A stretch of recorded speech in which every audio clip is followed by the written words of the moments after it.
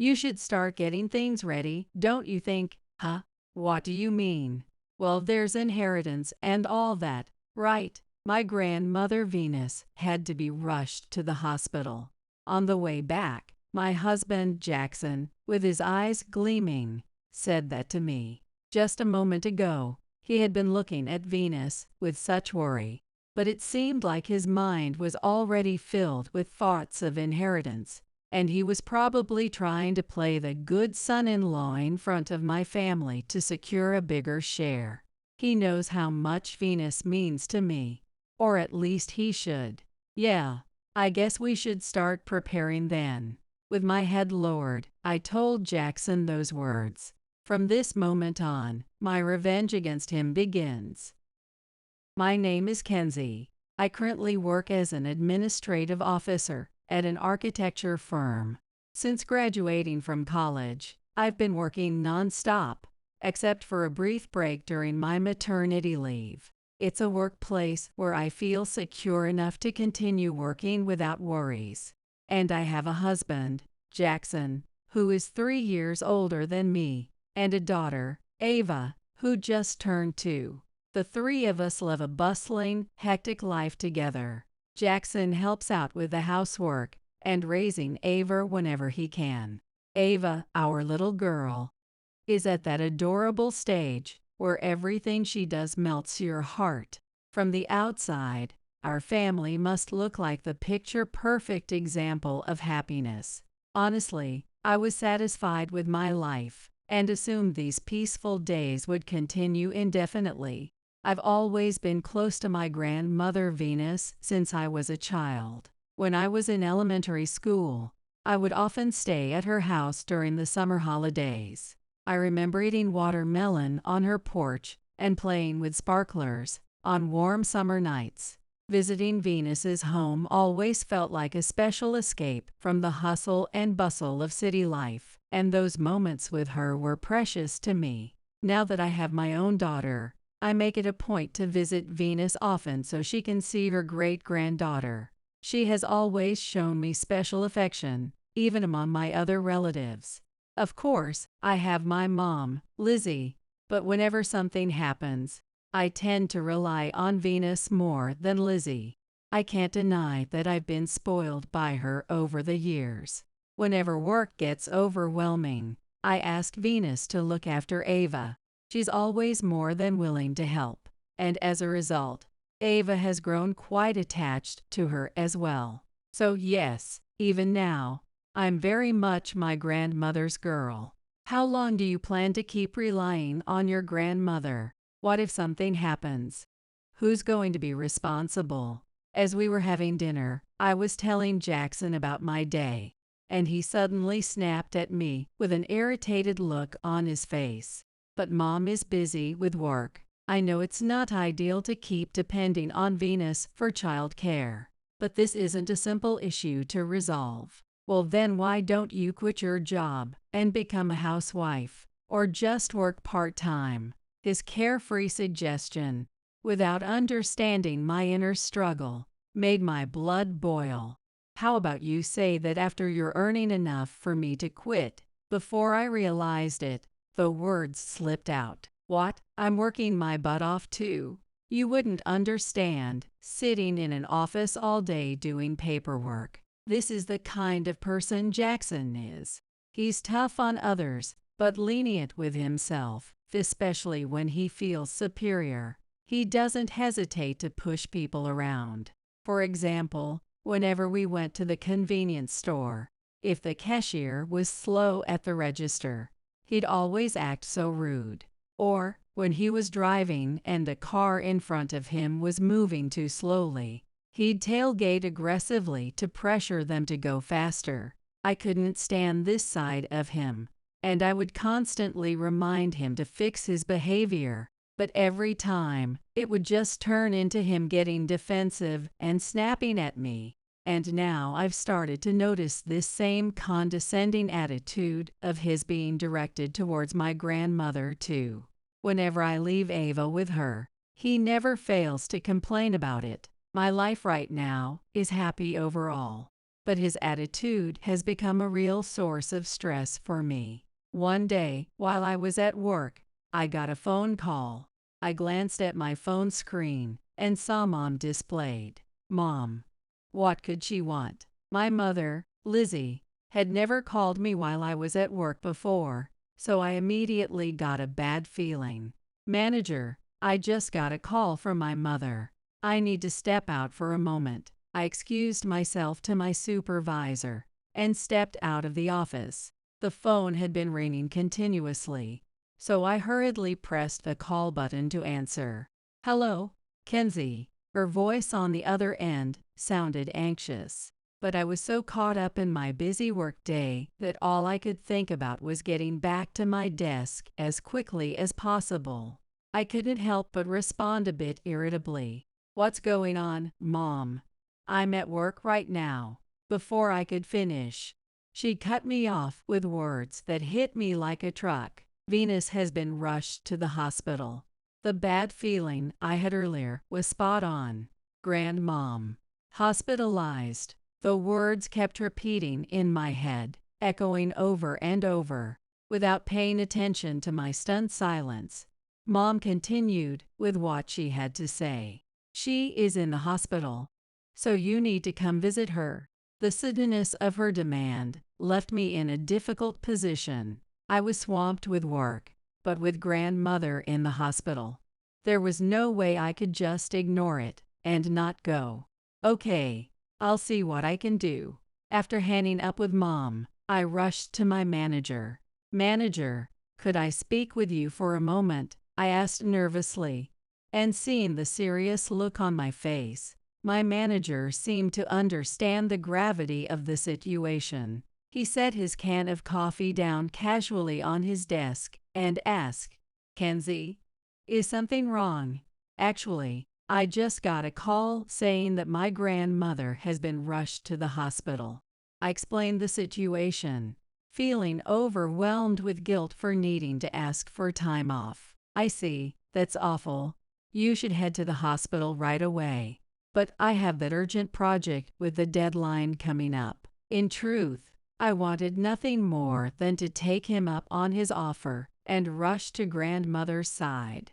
But the work I was handling was too important, and I couldn't afford to leave early. Don't worry about that.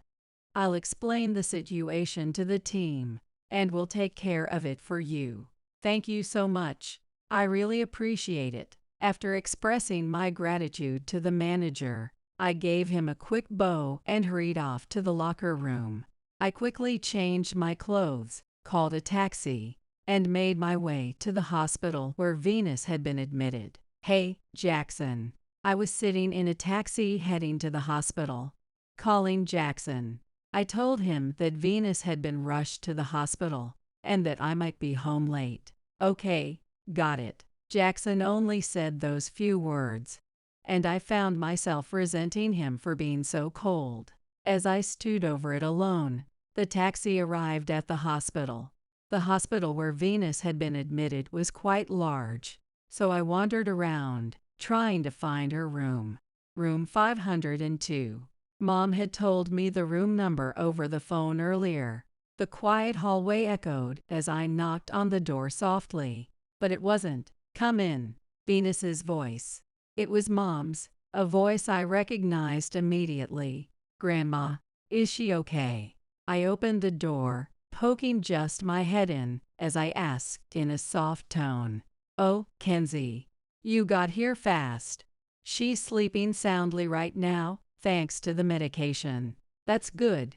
I'm relieved. The relief hit me all at once, and exhaustion followed close behind after rushing to the hospital in a panic. I'm thirsty now that I've relaxed. I'll go grab a drink real quick. I said that and headed toward the vending machines.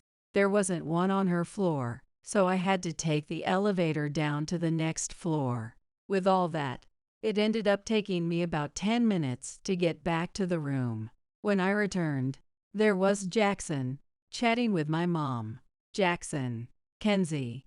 Just after you left, Jackson arrived to visit Venus, too. Mom noticed I was back and gave me a bright smile. clearly pleased. Yay, it's been a bit rough, but I'm glad to see Venus is okay. If you were coming, you could have told me. I never expected Jackson to come visit grandmother. In fact, based on his curt response earlier, I was worried he might have thought this was just an inconvenience. Sorry. When you called, I freaked out a bit. She seemed fine the last time I saw her, so I rushed over after cutting my work short. Jackson responded seriously, looking a bit tense. Thanks, I'm sure Venus will be happy to hear that. I smiled as I said it, and Jackson scratched his head awkwardly. As we waited for Venus to wake up, chatting with Lizzie, a familiar voice broke the quiet. What's going on with everyone here? It was definitely Venus's voice. Grandma. Oh, Kenzie, you're here. She seemed disoriented, likely due to the medication, not fully aware she was in a hospital. But she had opened her eyes and spoken on her own, and all I could do was savor the relief of seeing her conscious. Thank goodness you're all right. Are you feeling okay? Tears welled up in my eyes, and I was too choked up to say much. So Jackson asked about her condition for me. She collapsed at home, so she had to be rushed here. When Kenzie and I heard, we rushed over to the hospital. Really? Thank you both so much. She listened to her explain what had happened, narrowing her eyes slightly in gratitude as she looked over at Jackson and me, speaking in a kind voice. At that moment, I could hear the cawing of crows outside. It seemed that while waiting for her to wake up, the day had passed into late afternoon. Oh my, it's already this late, Mom said, glancing at the clock on the hospital wall after hearing the crows outside. Hearing her voice, I realized that the evening sunlight was streaming into the hospital room. Thank you both for today. I'll handle things from here, so you can go home now. Really? Well, I have work tomorrow, so maybe we should head out. I looked up at Jackson, standing next to me, and asked, Yeah, that sounds good. Lizzie, Venus, we'll see you again soon. Jackson politely nodded his head, gathered his things, and walked out of the hospital room. I waved to the two of them and followed Jackson. As I hurried to catch up with him walking slightly ahead of me, I felt a wave of warmth as I looked at his back. It was because Jackson had been so dependable while talking with Mom, and when grandmother had woken up. We'd had our share of arguments recently, but at that moment, I felt glad that I married Jackson. Those were the thoughts swirling in my head. Just then, Jackson turned to me and spoke. We should start getting things ready, you know. I didn't understand what he meant at first. Huh? What do you mean? The puzzled look on my face must have been obvious. Venus doesn't have much time left, apparently. So we should start preparing for things like the will and inheritance, don't you think? Grandma doesn't have much time. I was still struggling to grasp what Jackson was saying. When you went to get drinks, Lizzie told me she might only have a year left. The shock hit me like a bolt of lightning. She seemed so lively just now. She only has a year left. It was a reality I just couldn't accept. Lizzie said she didn't want you to be sad, so she asked me to keep it a secret. Hearing those words, tears began to well up in my eyes. The thought of my grandmother, who I loved so much, only having a year left to live, it was unbearable. Yet, Jackson continued, unaffected by my tears. What do you think we should do with the inheritance? Maybe it's time we got a new car. I couldn't believe what I was hearing. Or maybe the first thing should be the house. Ava's growing up so fast, and we should really start thinking about getting a bigger place. He kept rattling off his desires, one after another, while I stood there, too shocked to respond. Was the way he acted in front of my family earlier just to get a bigger slice of the inheritance? The thought of it made me feel even sadder. People really don't change that easily. He must be waiting for Venus to pass. eagerly anticipating it. Venus probably saved up a lot. Maybe we could even get both. So, Kenzie, what do you think? Is there anything you want? He kept talking, completely oblivious to how I was feeling. The sadness I'd felt was quickly turning into anger, and I ignored his words. Hey, are you even listening? Jackson leaned over to look at my face as I stared at the ground. Yeah, we definitely need to start preparing, I answered while looking down, and Jackson, looking pleased. Yay, right, said. So, how's the inheritance stuff coming along?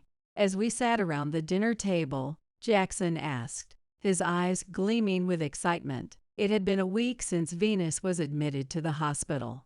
He had started asking me that question at every chance he got. Well, it's moving along, I guess. I mean, I still haven't fully processed it yet. I've visited her a few times, but Grandma seems pretty healthy still. Unlike Jackson, whose face was lit with anticipation, I muttered my honest thoughts with a rather downcast expression. At that moment, the sparkle in Jackson's eyes dimmed, and his face twisted into one of dissatisfaction. I see, man, I really want to get that new car soon. I couldn't believe my ears. Did this man have any humanity in him? He knew very well how much Venus meant to me, and yet, to hear such words coming out of his mouth was absolutely unfathomable. Why would you say something like that? Isn't it better that she's still healthy? Yeah, I guess, but if the inheritance comes through, Kenzie, you could quit your job and become a housewife. Wouldn't that be great for you? Jackson said enthusiastically. What's so great about that? Even if I could quit my job, I wouldn't feel any joy knowing it came after losing Grandma, someone I loved dearly. Completely missing the point. He kept talking. Plus, think about it. We could finally get that dream house. I mean, living in an apartment. You have to be mindful of so much. Wouldn't it be awesome to build a house of our own? At this point, it was clear that his head was filled with nothing but fantasies of inheriting a massive fortune and living a richer life. Not that he even knew how much she had to her name. Honestly, I don't even know how much she plans on leaving behind. It's probably better not to get too excited about it. Trying my best to suppress my anger, I offered a gentle suggestion, hoping not to upset him.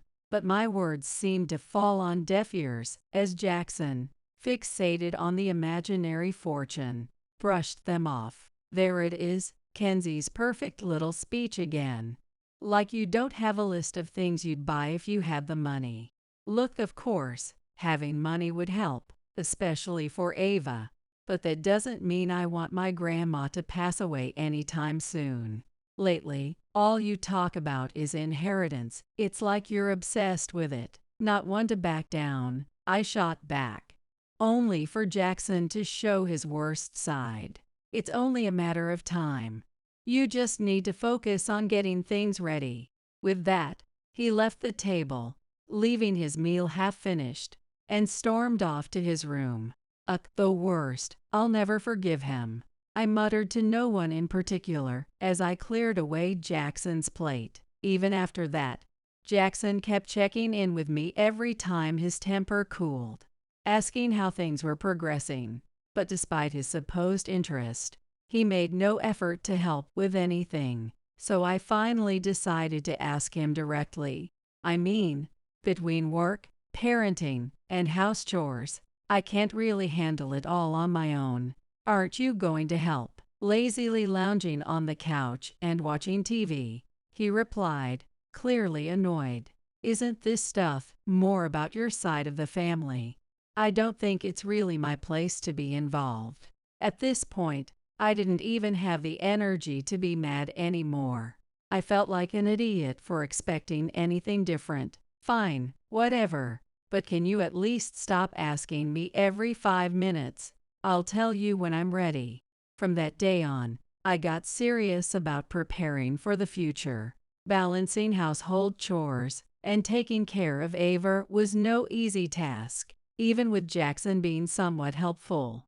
Trying to squeeze in time for planning while working full-time was even more difficult than I had imagined.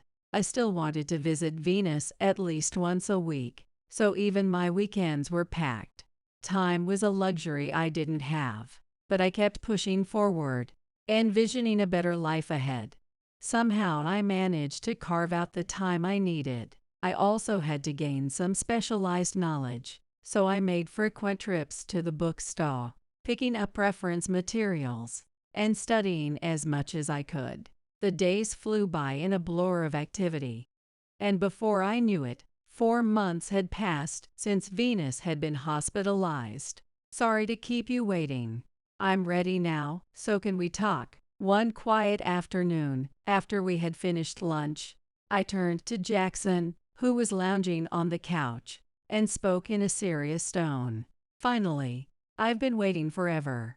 Jackson, with a grin plastered across his face, sat down across from me at the dining table, clearly eager. So, how much are we getting? Our inheritance. He leaned forward, anticipation gleaming in his eyes, waiting for my response. In stark contrast to his eagerness, I remained calm. To get straight to the point, we're not getting anything. What?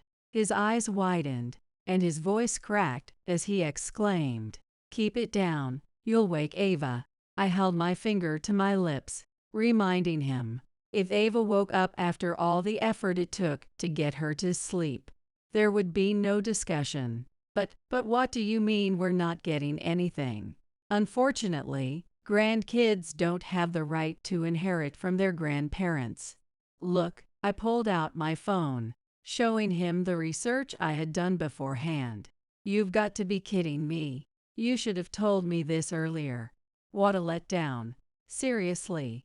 But if we're not getting anything, what the hell have you been preparing for this whole time? Jackson's frustration was palpable, his anger directed squarely at me. Oh, that was preparation to divorce you. For the first time, I allowed myself a small smile, breaking the serious expression I had been holding. It had been a long road to get here, and finally, I could say it. Preparing for the divorce without Jackson noticing had been harder than I imagined. But every effort was for this moment. What? Divorce? Why? I don't get it. The confusion and panic on his face only made me feel even more exhilarated. Why? Do you really not realize what you did, telling my grandma to hurry up and die? You didn't think that would come back to bite you. I glared at him, unflinching. When a big pile of money dangled in front of your eyes, your true nature came out. I can't live with you anymore, so I'm divorcing you.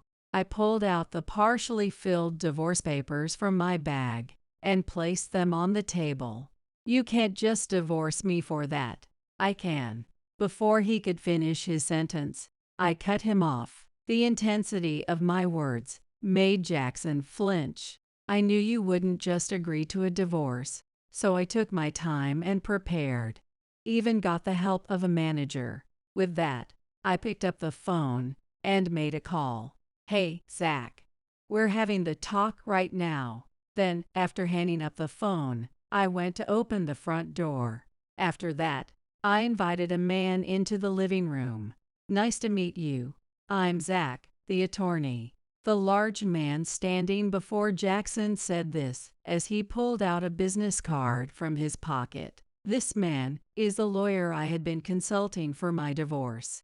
An attorney. Jackson, who clearly hadn't expected a lawyer to show up, looked back and forth between the card and Zach, astonishment in his voice. Yes, divorce cases are my specialty. Your wife has consulted me, and I've already been providing her with advice on how to best prepare for this divorce. While Jackson was sweating bullets, Zach responded with a calm and friendly smile. You betrayed me, didn't you? Jackson immediately glared at me with fury in his eyes. Sir, I would advise you to be mindful of your words. We're recording this conversation for evidence, so it would be in your best interest to refrain from making any statements that could incriminate you. With those words, Zach calmly placed a voice recorder on the dining table. What's the reason for the divorce? I help with the housework and the kids. I may not make much, but I've worked hard for this family. Jackson raised his voice, frustration clearly boiling over. You're right. I appreciate all the help you've given with the chores and raising the kids, but, as I spoke, I couldn't stop the tears from welling up in my eyes. Ever since my grandmother was hospitalized, you've been obsessed with the inheritance, and unknowingly, you started wearing me down emotionally. Seeing your true nature, I just can't live with you anymore. Sadness, frustration, and exhaustion made it hard to think, but I forced the words out. In short, it's because of your emotional abuse. The words I struggled to say were effortlessly summed up by the lawyer. From what Kenzie has told me, it seems this behavior started long before the current situation. As Zach said this, he politely added, "Excuse me," and took a sip of water from his bag. I advised Kenzie to document Jackson's emotional abuse. It's been 3 months since she came to me. Kenzie, do you have the notebook where you recorded everything? With Zach's gaze on me, I nodded and opened the notebook, placing it on the table. In this notebook, I've written down every instance of Jackson's abusive behavior over the past 3 months, along with the dates. What the hell is this? Jackson was stunned as he looked at the pages filled with detailed notes. That's not all. I also instructed her to record any argument or abusive language using a voice recorder. Mrs. Kenzie, do you have the recorder I gave you? In response to Zach's question, I pulled the voice recorder out of my pocket and placed it on the table next to the notebook. Thank you. With this, we have sufficient evidence to prove the emotional abuse Mr. Jackson has inflicted. So you were pretending everything was normal while secretly gathering all this.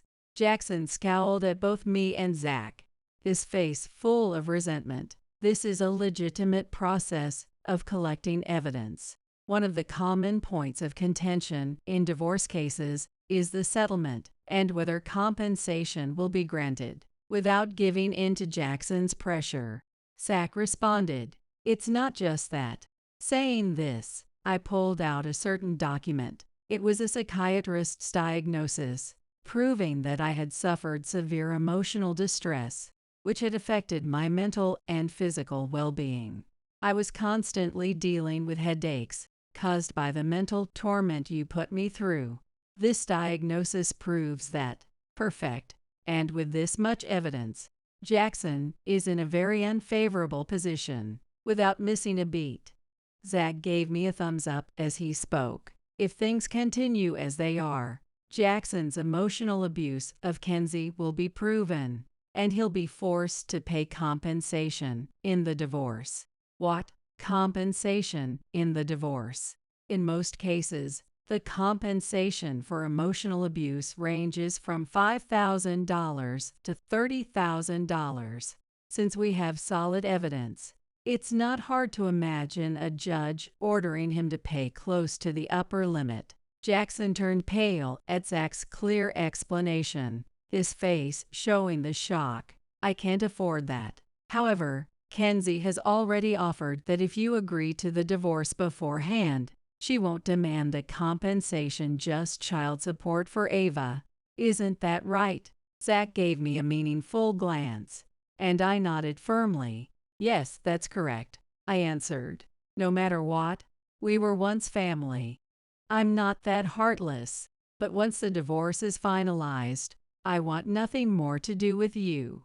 I can't risk any further negative influence, and I won't allow any visitation with Ava. All the feelings I had kept bottled up inside for the last 4 months burst out towards Jackson. Are you serious? This is such crap. Jackson slumped over, mumbling under his breath. Seeing him like that, I pressed on, refusing to let him off the hook. I can't live in this house with you any longer. Until you signed the divorce papers, Ava and I are moving back to my parents' house. Seeing my determination, Jackson didn't even bother wiping the sweat from his forehead. He simply hung his head. I'm sorry, I messed up. It's too late for apologies. You verbally attacked my grandmother, who I care about deeply. You pressured me about the inheritance, and emotionally, I'm just done. I shut down his apology, speaking in a stiff, formal tone. Looking at Jackson, still hanging his head, I noticed his shoulders shaking slightly. Zach stepped in again, adding one final warning to Jackson. Just to be clear, if you show up at Kenzie's parents' house or try to confront her before the divorce is settled, it will only make things worse for you. You should keep that in mind. Yes, I understand. The voice that came out was strangled, like he was holding back sobs. It seemed like he was crying, unable to hold it in any longer. But I had gone through far worse during the last 4 months. As much as I felt sorry for him, a few tears weren't going to sway me. With that, I left for my parents' house with Ava. We had already informed them of the situation, and they were ready to welcome us. But there was one thing I had to ask Lizzie.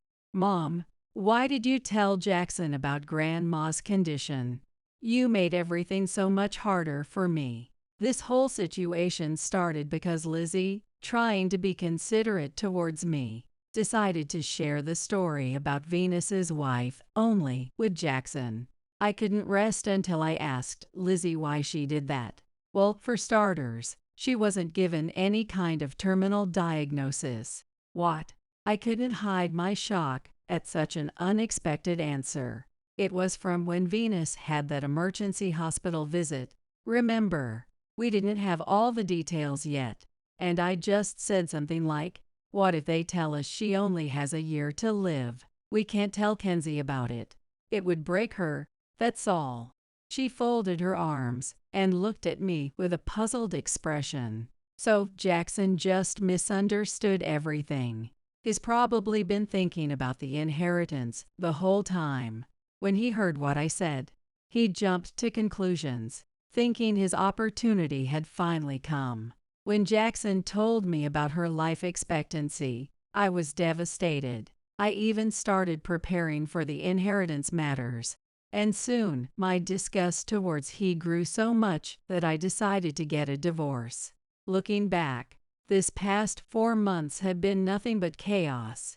And I never even confirmed the story about her with Mom. Unbelievable, that's just disgusting. I let out a sigh, releasing the frustration that had nowhere else to go. The reason Venus was in the hospital was because of a fracture. Given her age, the surgery was tough, but she's been improving steadily, so she should be able to come home soon. Hearing Lizzie's words with a smile, I let out a sigh of relief this time. Thank goodness. And just like that, the long chapter of my divorce preparations came to an end.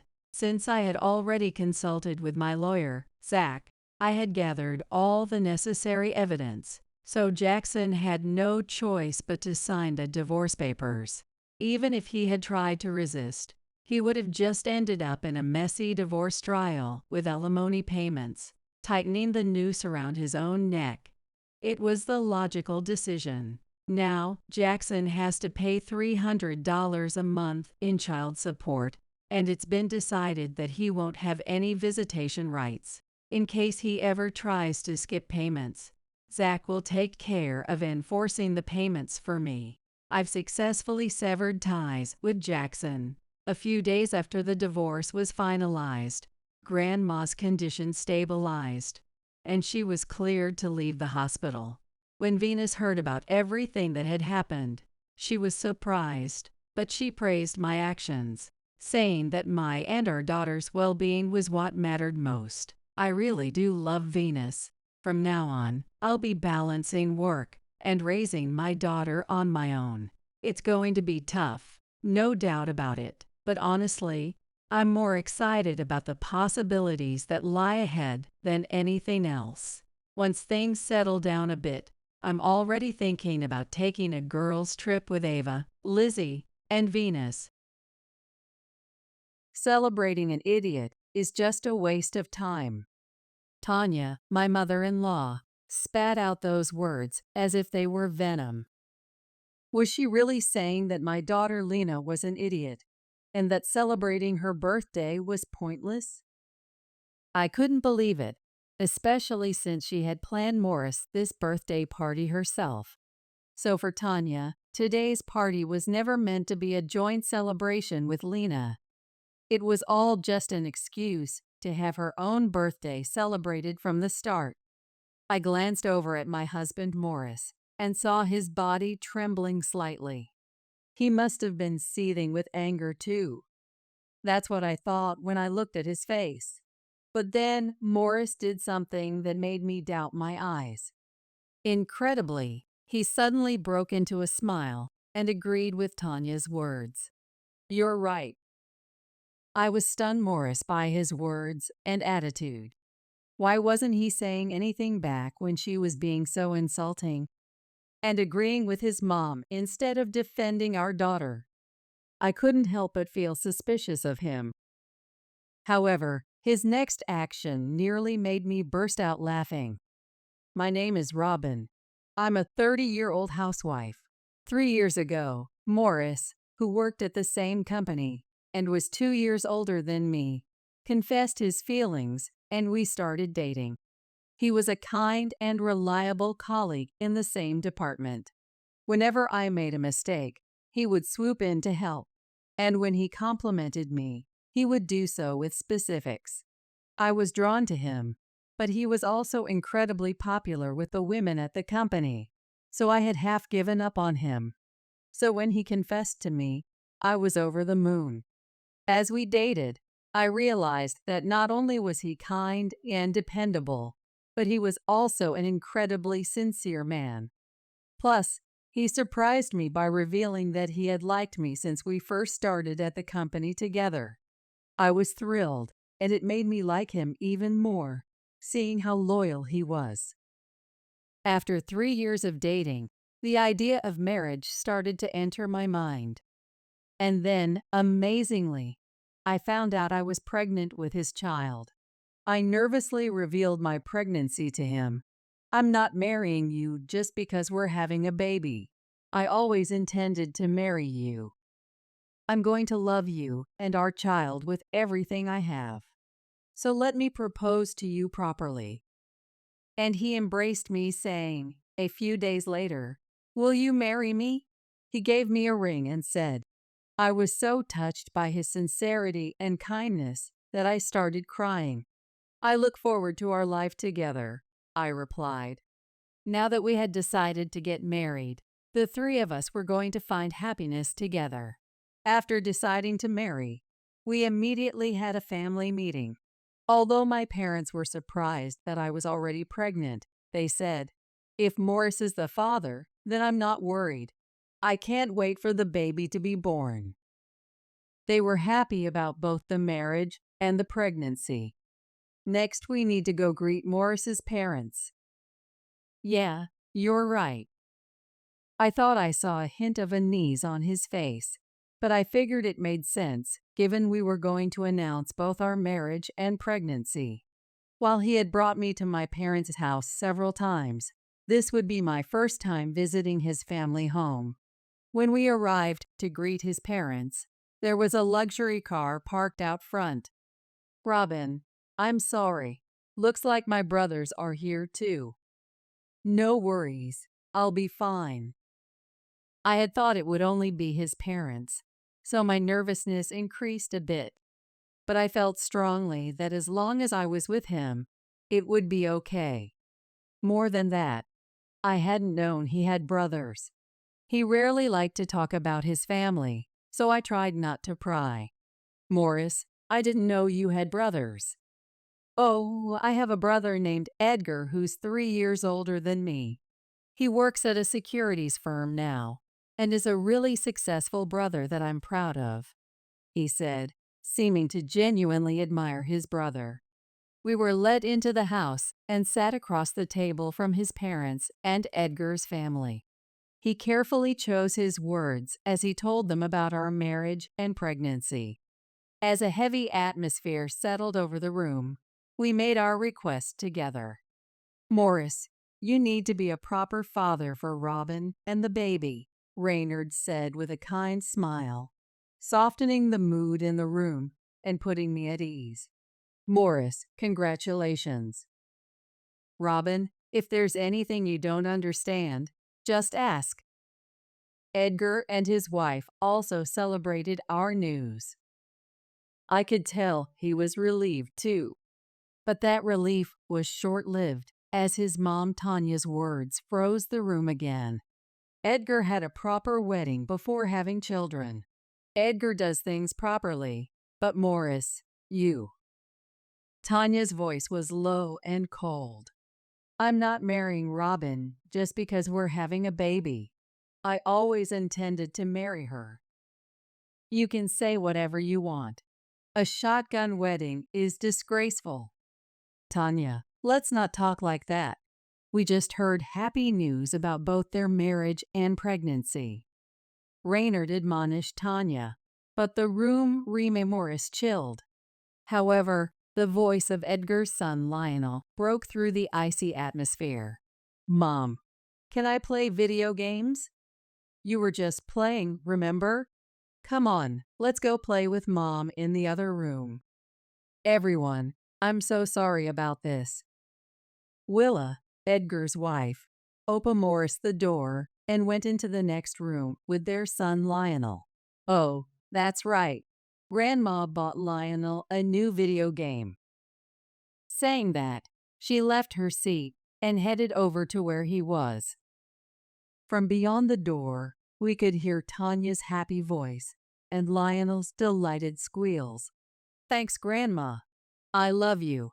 Tanya, thank you so much, every single time. You just bought him a new toy recently, too. It's fine. I do it because I want to. Tanya's gentle tone was so different from the barbed one she used with us earlier. Hearing it made me relax a bit. Even if she didn't approve of the circumstances of our marriage, I had a feeling she would dote on our child once they were born. I hoped we could build a good relationship going forward. At the time, I naively thought that way. After finishing the greetings with both sets of parents, we quickly registered our marriage. About a year later, I gave birth to a healthy baby girl. We named our daughter Lena. Robin, thank you. I'm going to work even harder. Thank you. I'll do my best as a first-time mom, too. Let's raise her with love together. We'll shower her with so much love. Now a father, Morris gently smiled and kissed both my forehead and Lena's. Oh, isn't she just precious? She's adorable. I'd forgive her for anything. The moment my parents met Lena, they couldn't help but smile from ear to ear as they took turns holding her. Morris is finally a dad, huh? Yeah, I'm still in awe. You know, Morris hardly ever takes a turn holding her. I'm always the one carrying her. Robin. Don't tell Huey and Christy. Morris, you're going to have a tough time when Lena gets a boyfriend in the future. Morris quickly retorted. Whoa, Christy. Don't make me think about that yet. Clearly not ready for that day to come. Morris, I have to admit, I was pretty shocked when you came to ask for Robin's hand in marriage. I'm sorry about that. Nah, that's just how fathers are. Thanks for giving me such an adorable granddaughter. The room was filled with heartfelt laughter, the love for Lena palpable in the air. Seeing my daughter so cherished, my heart swelled with a happiness I had never experienced before. When we brought Lena to meet Morris's parents, Reynard exclaimed, "This is my first time holding a baby girl," with delight. However, Tanya merely said, I see, without making any attempt to hold Lena. I was surprised. The Tanya I had in mind, the one who had always spoken to Lionel with a gentle voice and a smile, was not the same Tanya I saw now. I had assumed she would be just as overjoyed as my parents at Lena's birth. "Honey, when did you say Edgar and his family are coming?" Tanya asked, averting her gaze from Lena and instead focusing on the calendar on the wall. "Next Saturday, right? Well, it's nice that Morris, Robin, and Lena are here now." "That's true. Robin, you must be exhausted." "I'll go make some coffee," Tanya said before heading to the kitchen. "Thank you." Not only did she not hold Lena, but she also brought up Edgar and Lionel when Edgar and his family weren't around, and it was just Morris and me visiting. Tanya seemed like a completely different person compared to when she was talking to Edgar or Lionel. Come to think of it, I recalled instances from our visits to Morris's parents' house before I gave birth. When it was just him and me, we were never offered coffee. But whenever Edgar and his family were present, there were always delicious pastries from a fancy bakery and high-quality tea. I couldn't help but feel that Tanya treated Edgar and Morris differently.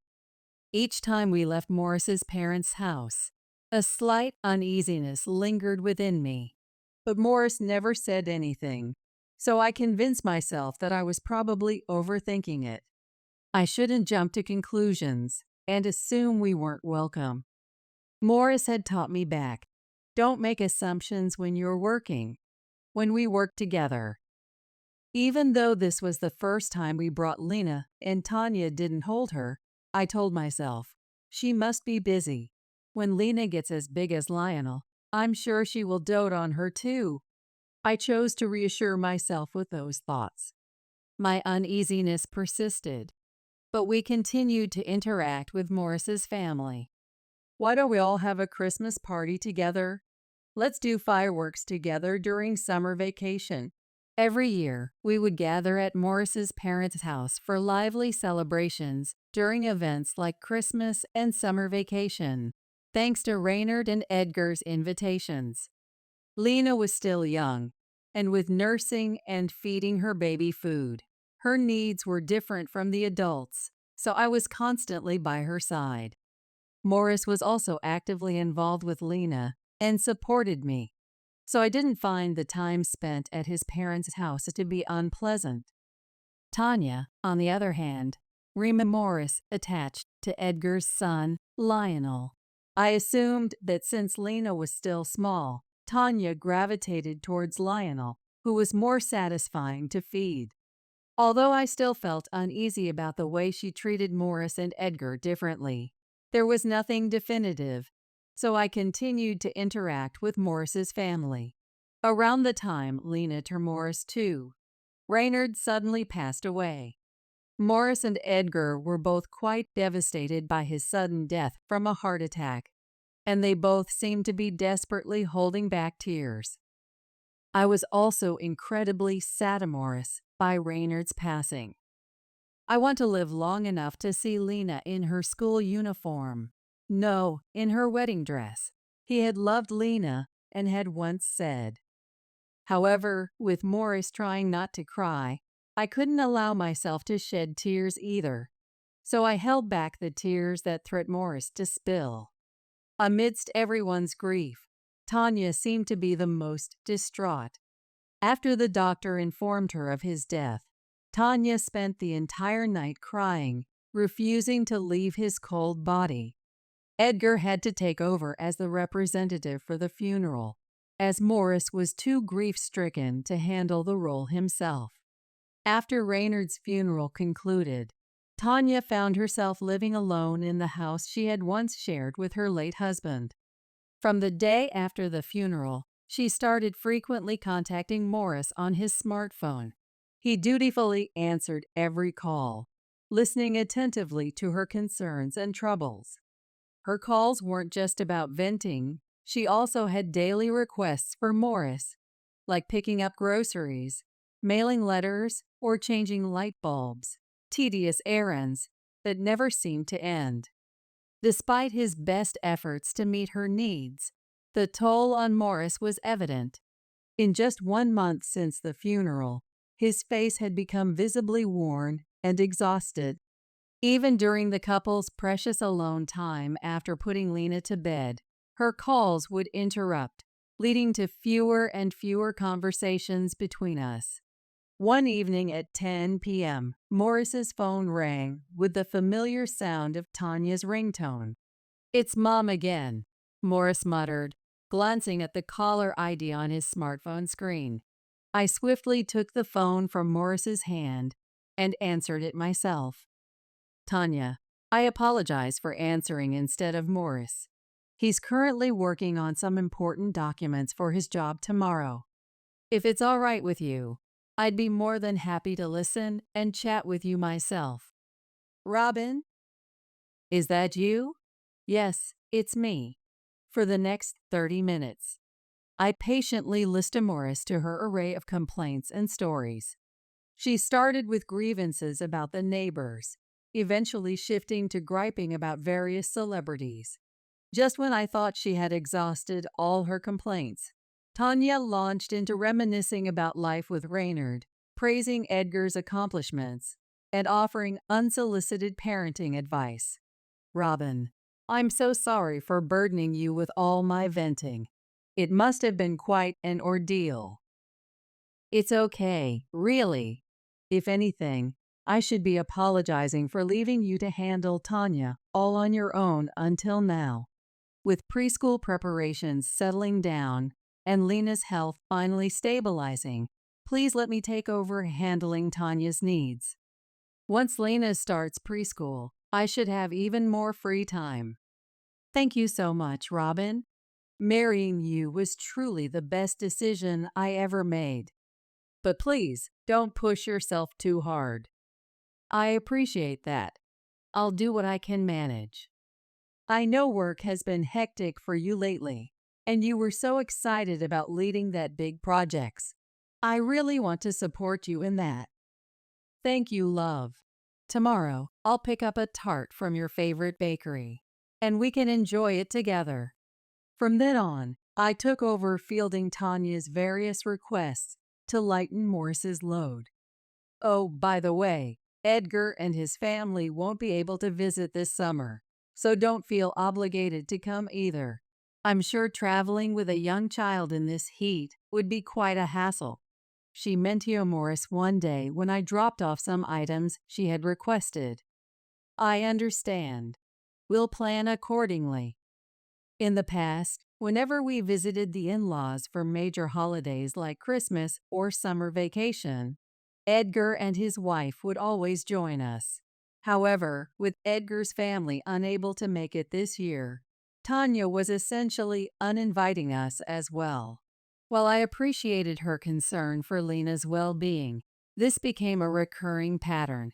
Whenever Edgar's family couldn't attend a gathering, "It's perfectly fine if you can't make it," she would reach out to let us know. I didn't dwell on it too much, figuring that she was going through a challenging time herself and probably wanted some space and quiet. Visiting family less often might be a nice break for us anyway, I thought. Then one day, as I often did, I found myself at her doorstep with the items she had requested. Her shopping lists were never simple or quick to fulfill, if I'm being honest. At least 3 times a month, she'd ask for things like specialty bread from a superstore an hour's drive away, or clothing picubus from a department store. Today's mission had been to procure pastries from a bakery in the neighboring state. After dropping Lena off at preschool, I made the long journey to get them. It was exhausting, but I couldn't bring myself to refuse her requests. I couldn't imagine the pain of losing your beloved spouse, and I worried that if I said no, the burden would fall back on Morris. "Tanya, I brought the items you asked for." "Oh, you're here already? I'll be right there." As she opened Morris the door to greet me, I caught a glimpse of 2 gift wrap boxes through the crack. That wrapping paper. It was from a toy store. Seeing those packages, a sudden realization hit me. Lena's birthday was just 2 weeks away. Could it be that Tanya had thoughtfully picked out birthday presents for her beloved granddaughter? I started to believe that Tanya was trying to care for Lena too. Tanya is also trying to take care of us, Lena. That made me happy. Robin, keep the Sunday after next free, okay? That day was the day before Lena's birthday. I became convinced that Tanya was trying to celebrate Lena. Of course, the 3 of us will be there. I was so happy that I told Morris exactly what had happened Morris today when he got home from work. Tanya is trying to celebrate Lena. I'm sure she went and bought a present herself. So Morris, is the Sunday after next okay? Let's have a joint birthday party for Lena and Tanya, whose birthdays are close. Yeah, let's do that. Morris thought for a moment and agreed. And I've been asked a favor by Tanya for that day. A favor? And on Lena's 4th birthday, our family headed to my in-laws' house, the venue for today's birthday party, with Tanya's favorite fancy chocolate cake in hand. One more favor Tanya asked of us was to go buy this chocolate cake. I want you to go buy the chocolate cake from that store. It's my birthday after all, so I want to eat something delicious. The store Tanya specified was an hour-and-a-half drive away. Moreover, the whole cakes are very popular and cannot be reserved, so there is always a long line every day. Anticipating this, we drove out early in the morning to buy the chocolate cake Tanya had specified. On Lena's actual birthday, we decided to save the character cake, and for the cake for Lena at the birthday party at my in-laws, I would bring one I made myself. Excuse us for intruding. Thanks, Morris Robin. When we arrived at my in-laws' houses, the Edgar couple had already arrived, and my sister-in-law, Willa, greeted us. From the back, we could hear the cheerful voices of Tanya and Lionel. Sorry we're late. It's okay. It must have been a hassle, going all the way to buy a chocolate cake. Willa sympathized with us in a low voice, furrowing her brows. We and the Edgar couple arranged the takeout we had bought on the large table, and the joint birthday party for Lena and Tanya began. In the center of the table, we set up the chocolate cake Tanya had specified that we had Morris up early in the morning to buy, and the homemade cake for Lena. Inside the house, Edgar was smiling softly. Happy birthday, Lena and Mom, Edgar said before the toast. Thank you so much. And Tanya responded with a soft smile. As the meal began, Tanya sat right next to Lionel, fussing over him attentively. Would you like Grandma to get you some mashed potatoes? They're delicious. Even though Lionel was already in 3rd grade, Tanya kept treating him like a baby. Willa watched with a wry smile. Mom, Lionel can eat by himself, you know. When Edgar said that to Tanya, she replied with the same gentle smile. Oh, it's fine. Grandchildren are precious, so let me dote on him. Speaking of which, Edgar, you are already studying 2 grades ahead at this age, right? So I'm sure Lionel takes after his dad and is gifted too. Oh, Mom, stop it. Edgar's slightly embarrassed voice was followed by laughter from him and his wife. Seeing this, Lena looked like she wanted to say something, so I asked in a low voice, "What's the matter?" She whispered, "When should I give it to her?" in my ear. Actually, Lena had drawn a portrait of Tanya for today's birthday party. Tanya, Lena has something she wants to give you. Is that okay? Go on, Lena. Give it to Grandma now. At my encouragement, Lena took out the drawing paper with Tanya's portrait from her backpack, walked over to Tanya. Here you go. and shyly held it out, saying, the paper Lena handed over was rolled up and tied with a ribbon. When the ribbon was untied, it revealed a portrait of Tanya with heart marks drawn on it. Neither Morris nor I had suggested the portrait as a present. Lena had spontaneously drawn it last night. Do you think Grandma will like it?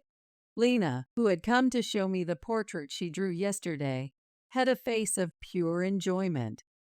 I stroked Lena's head and replied, Grandma will absolutely love it. Everyone there was smiling as they watched the scene of Lena giving Tanya the present. But the next moment, I couldn't believe Tanya's reaction.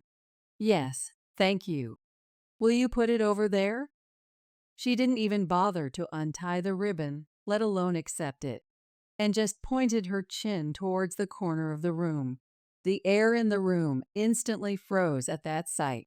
Oh, that reminds me, Grandma had something she wanted to give too, Tanya said in a spoiled voice amidst the frozen atmosphere. But Tanya seemed oblivious to the mood and went into the next room. She ordered Morris with a box wrapped in the toy store wrapping paper I had seen the other day and handed it to Lionel, Edgar and Willa's son. Here, didn't you say you wanted this, Lionel? It's the latest popular video game. Grandma went and bought it just for you. At Tanya's words and actions, the room erupted in commotion. I couldn't believe what was happening. Wasn't that supposed to be a present for Lena? Even Lionel looked confused by Tanya's behavior, and Lena stood there with a face on the verge of tears. I silently went over to Lena and hugged her. What's wrong? Look, it's a present from Grandma. Tanya spoke to Lionel in a spoiled voice, but the atmosphere remained Morris frozen. However, Morris broke that silence. Mom, Lionel's birthday isn't for a while.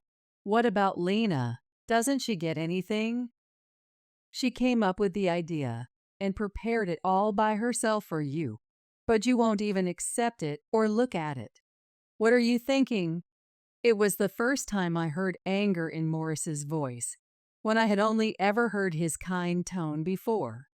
Tanya laughed mockingly, and then began spewing out the emotions she had suppressed until now, as if exploding. Why should I have to spend money on your child? I only want to spend money on smart children. Edgar has always been smarter than you, ever since he was little. That's why I thought it was okay to spend as much money on him as I wanted. And I still feel the same way now. I want to do whatever I can for Edgar and his son Lionel. But Morris, you've always been dumb, haven't you? Not only were you bad at studying, but you were also terrible at sports. I've always hated spending money on a fool like you. The money I spent on you has always been a waste, and it really frustrated me. I wanted to spend all the money and time I spent on you on Edgar instead. Spend money on the smart kid, and don't spend money on the idiot. That's the smart way to use money. I finally realized that the uneasiness I had been feeling about Tanya was correct. Even just her words now had me quite angry. But the words she spat out next made me so furious, I thought I might lose it. Celebrating an idiot's birthday is a waste of time. Tanya said it as if she was spitting out poison. Huh, what did you just say? Is she saying that Lena is an idiot and that celebrating the birthday of an idiot like her is a waste? I can't believe she planned Morris the birthday party herself and is now saying this.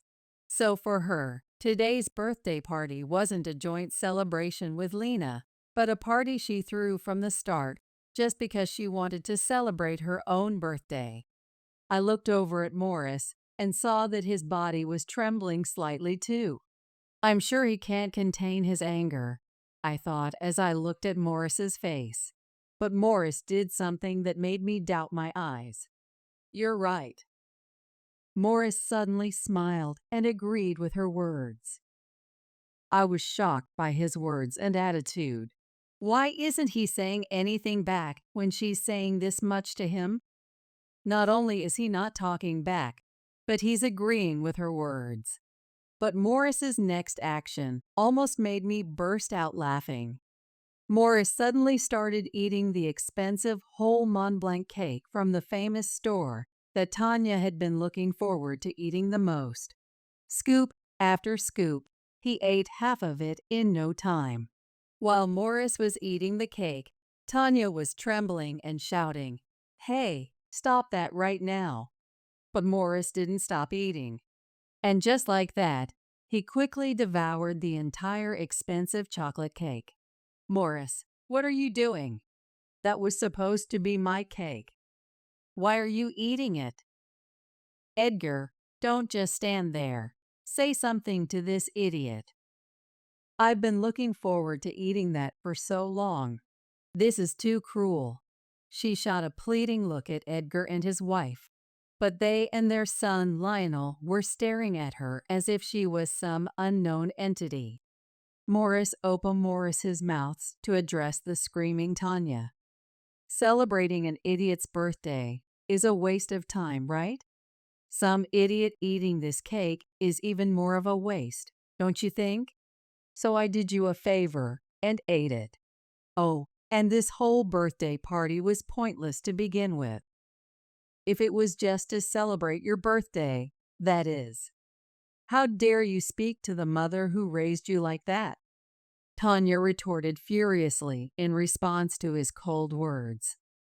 I for Morris, thinking how she could possibly call herself the mother who raised him after discriminating against him so much. "Raised me? You just used me as your personal punching bag to vent your frustrations. Whenever someone in the neighborhood insulted you or something you wanted to buy was sold out, you'd wait until Edgar wasn't around and hurl abuse at me. You've always compared me to Edgar and favored only him. But even though you discriminated between us, I never thought you'd do the same thing to my daughter.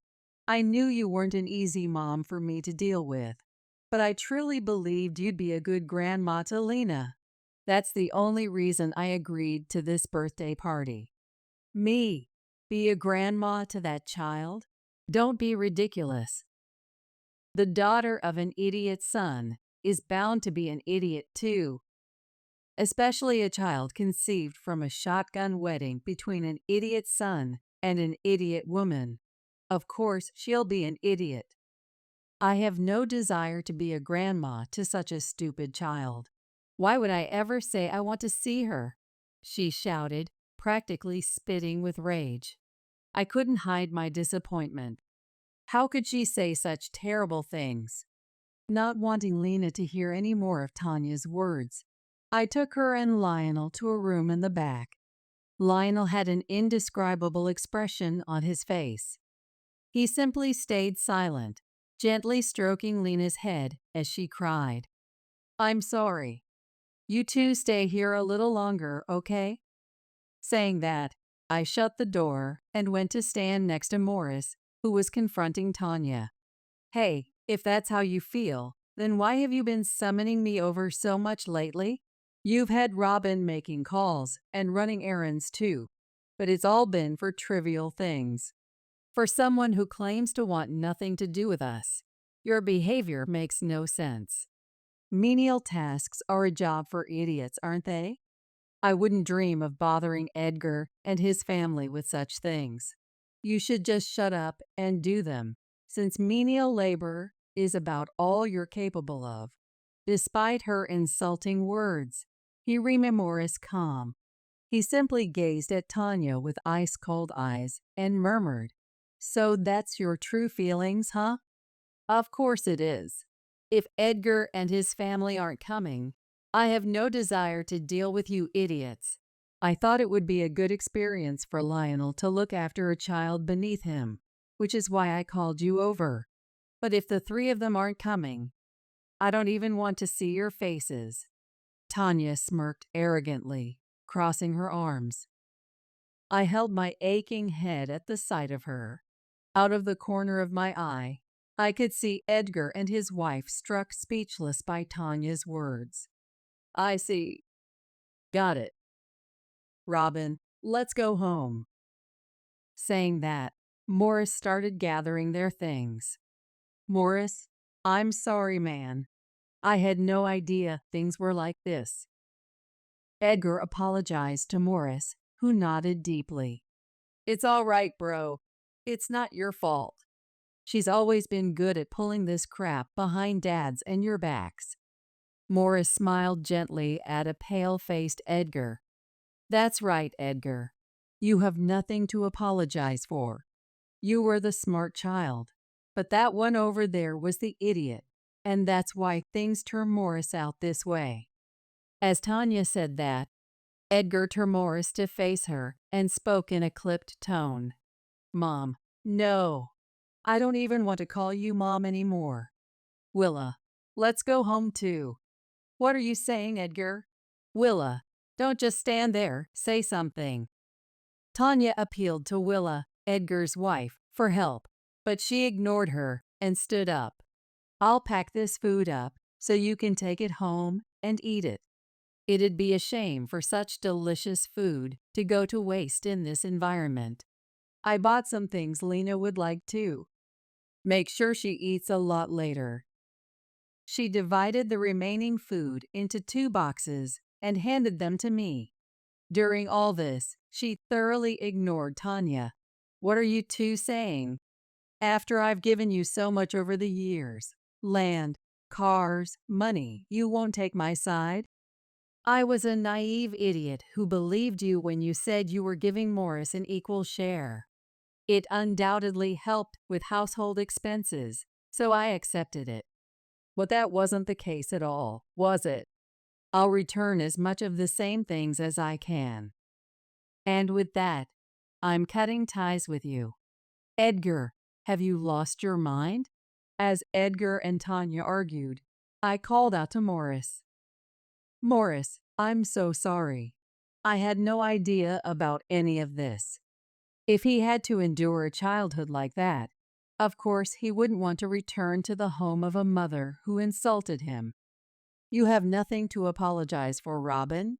She seemed to act normally around you, so I didn't think there was any need to say anything that would worry you. Mom's blatant favoritism of Edgar continued even after I became an adult. But I liked my brother, and once I moved out, I was able to distance myself from her, so I didn't let it bother me. Morris had been constantly sacrificing his own well-being for the sake of those around him. I could only imagine how painful it must have been for him. If anything, I'm the one who should be apologizing for not telling you about her sooner. I shook my head at Morris, who lowered his eyebrows, looking apologetic. Morris's eyes hardened Morris with resolve as he continued in a firm tone. If you are going to treat our daughter the same way, that's a different story. I'm never bringing Lena or you to a place like this ever again. Let's go home, Robin. Edgar must have used some extremely harsh words because Tanya was simply slumped over the living room table, sobbing. Taking advantage of the moment, Morris and I, along with Edgar and his wife, left my in-laws' home. Lionel, thank you for comforting Lena this whole time. It's nothing. As we were leaving, I expressed my gratitude to the kind boy who had been consoling Lena. Today's events must have left a deep wound on his heart as well. After all, he found out the true nature of the grandma he had always thought was kind. He may only be in 3rd grade and still a child, but that doesn't mean he's ignorant or doesn't understand anything. He must realize that he alone was favored, and that it hurt Lena. But it's precisely because Lionel hasn't done anything wrong himself that he seems at a loss for what to do. I couldn't help but hope that this wouldn't leave a lasting scar on his heart. When we got home and closed the front door, Lena finally spoke up. Dad, Mom, does Grandma hate me because I'm as stupid? Lena mumbled in a small voice. tears welling up in her eyes. We haste Morris to reassure her. No, that's not true at all. You're not stupid, Lena. Dad and Mom love you so much, Morris said, hugging Lena's small body close. That's right. You were born loved by everyone, Lena. You're turning 4 tomorrow.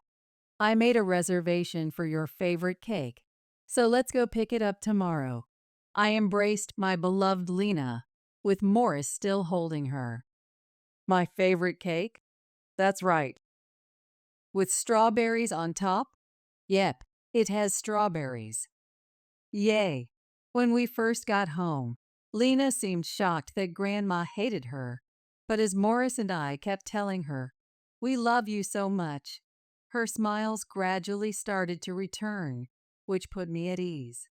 I had wanted to end my relationship with Tanya after what happened to Morris today, but a few days after the birthday party, a certain incident occurred. The doorbell rang violently. "Robin, I know you're in there.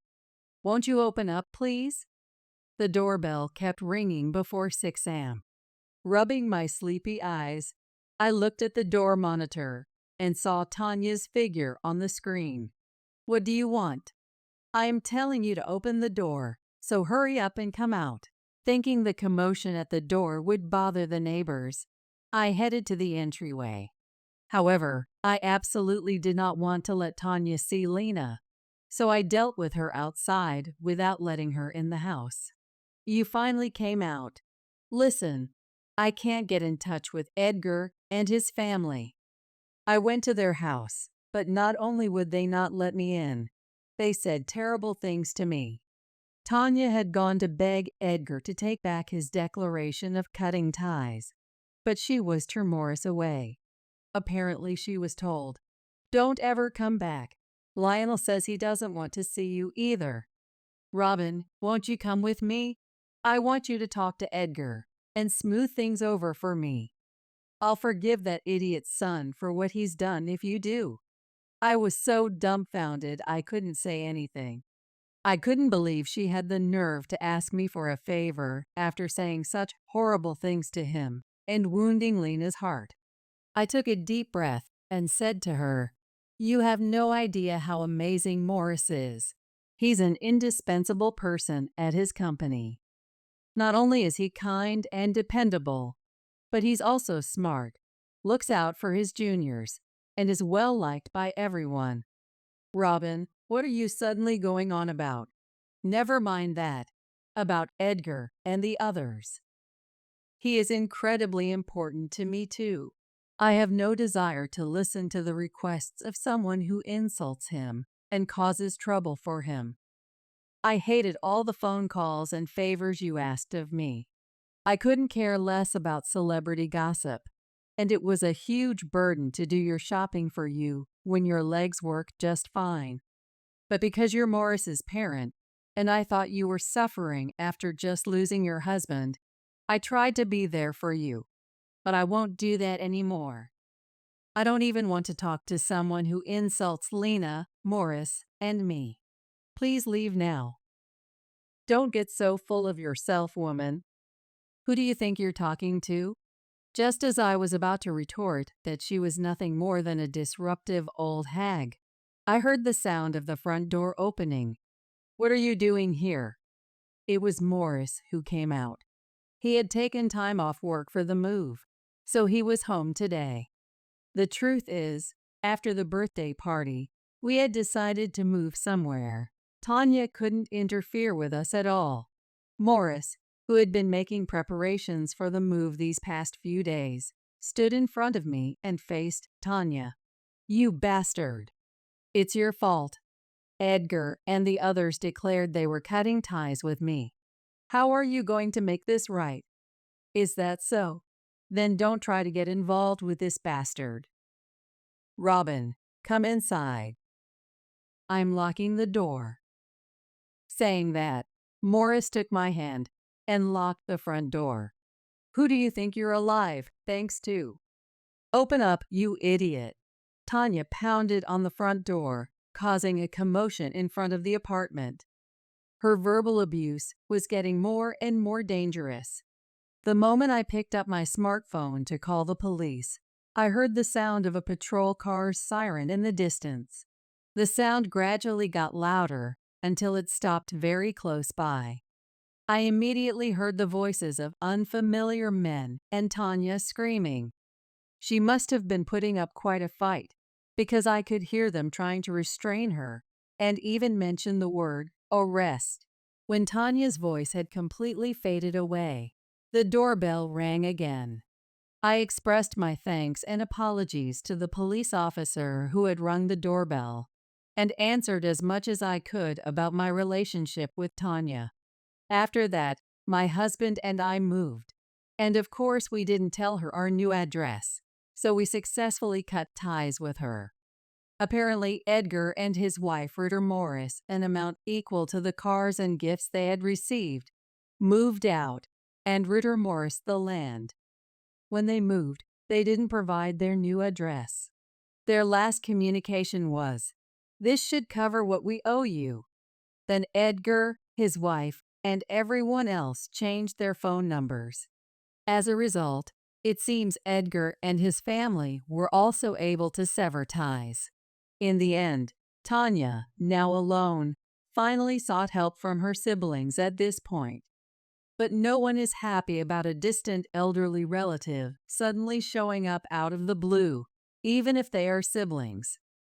They were all around her age and had their hands full just taking care of themselves.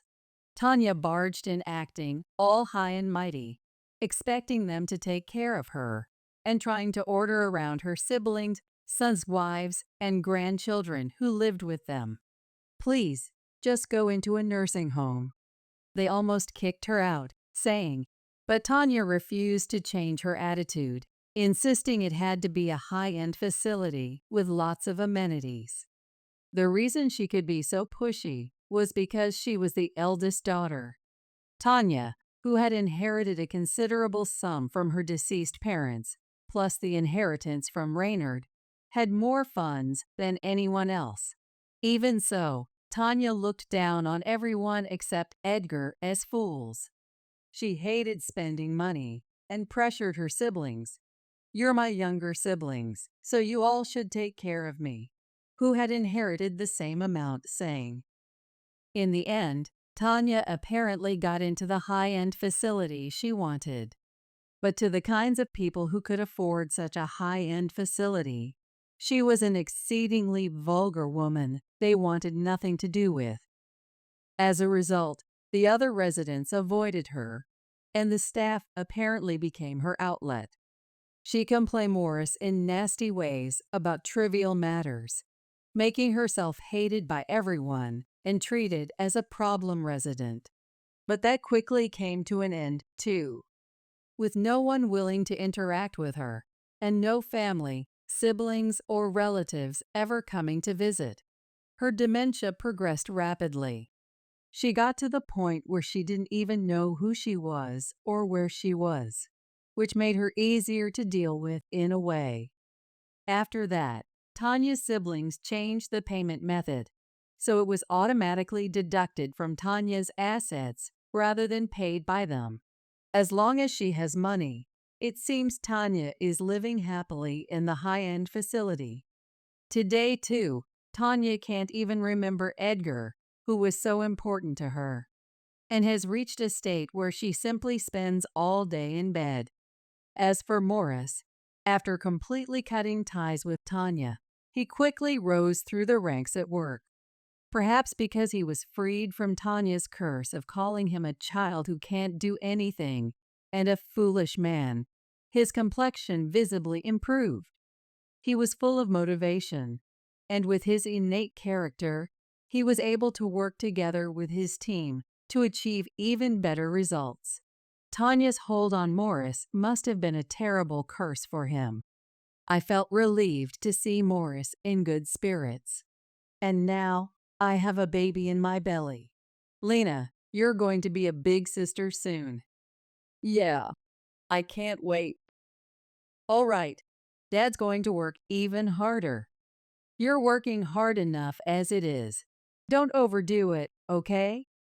We moved to an even more spacious high-rise apartment for the second time, thinking about our growing family. After the birthday party incident, we grew closer to Edgar's family.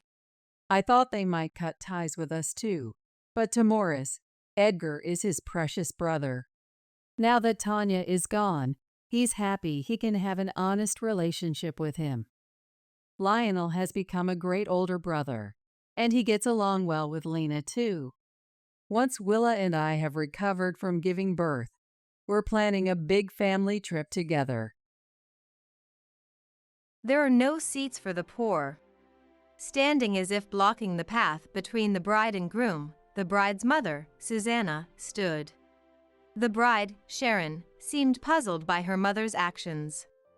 We felt the same. I exchanged glances with my son, Parker. Today is Parker and Sharon's wedding ceremony. It's supposed to be their big day, yet somehow, Susanna is dominating the scene. I looked at Susanna.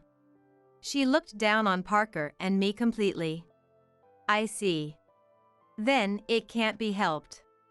Shall we go home? Yeah. We decided to leave the venue. I could hear Sharon seemingly pleading with her. Susanna doesn't think she's in the wrong. She thinks it's our fault, being poor and from a single-parent family. But I disagree. What's so sinful about being a single-parent family? And what's inferior about it? I'll show Susanna. The seriousness of a mother who raised her son on her own. My name is Diana, 50 years old.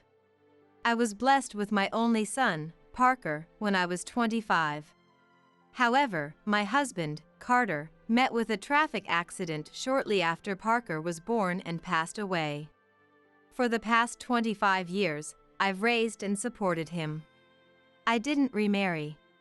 I worked tirelessly in part-time jobs. All that hard work was about to be rewarded. I've got a girlfriend. I want her to meet you. How much that saved me. But Parker's engagement brought new turmoil to our home. What's Parker's annual income? The first words were not a greeting but a question. It was a luxurious mansion. As I was amazed by the surprisingly comfortable chairs, Parker's fiancée, Sharon, and her mother, Susanna, appeared. As Parker hesitated to reveal his income, Susanna snorted arrogantly. Is that all? Mom! Please stop! Sharon frowned. I must have had a similar expression. My honest opinion was that Susanna was rude. Thank you for coming today, Sharon said, trying to smooth things over. I've made tea with my favorite brand. Don't bother. These people wouldn't know the difference anyway. Mom. Sharon looked hurt. Parker, sitting opposite Sharon, said, Maybe I can't tell the difference in taste, but I want to hear what she wants to say. Parker, thank you. Finally, a smile appeared on her face.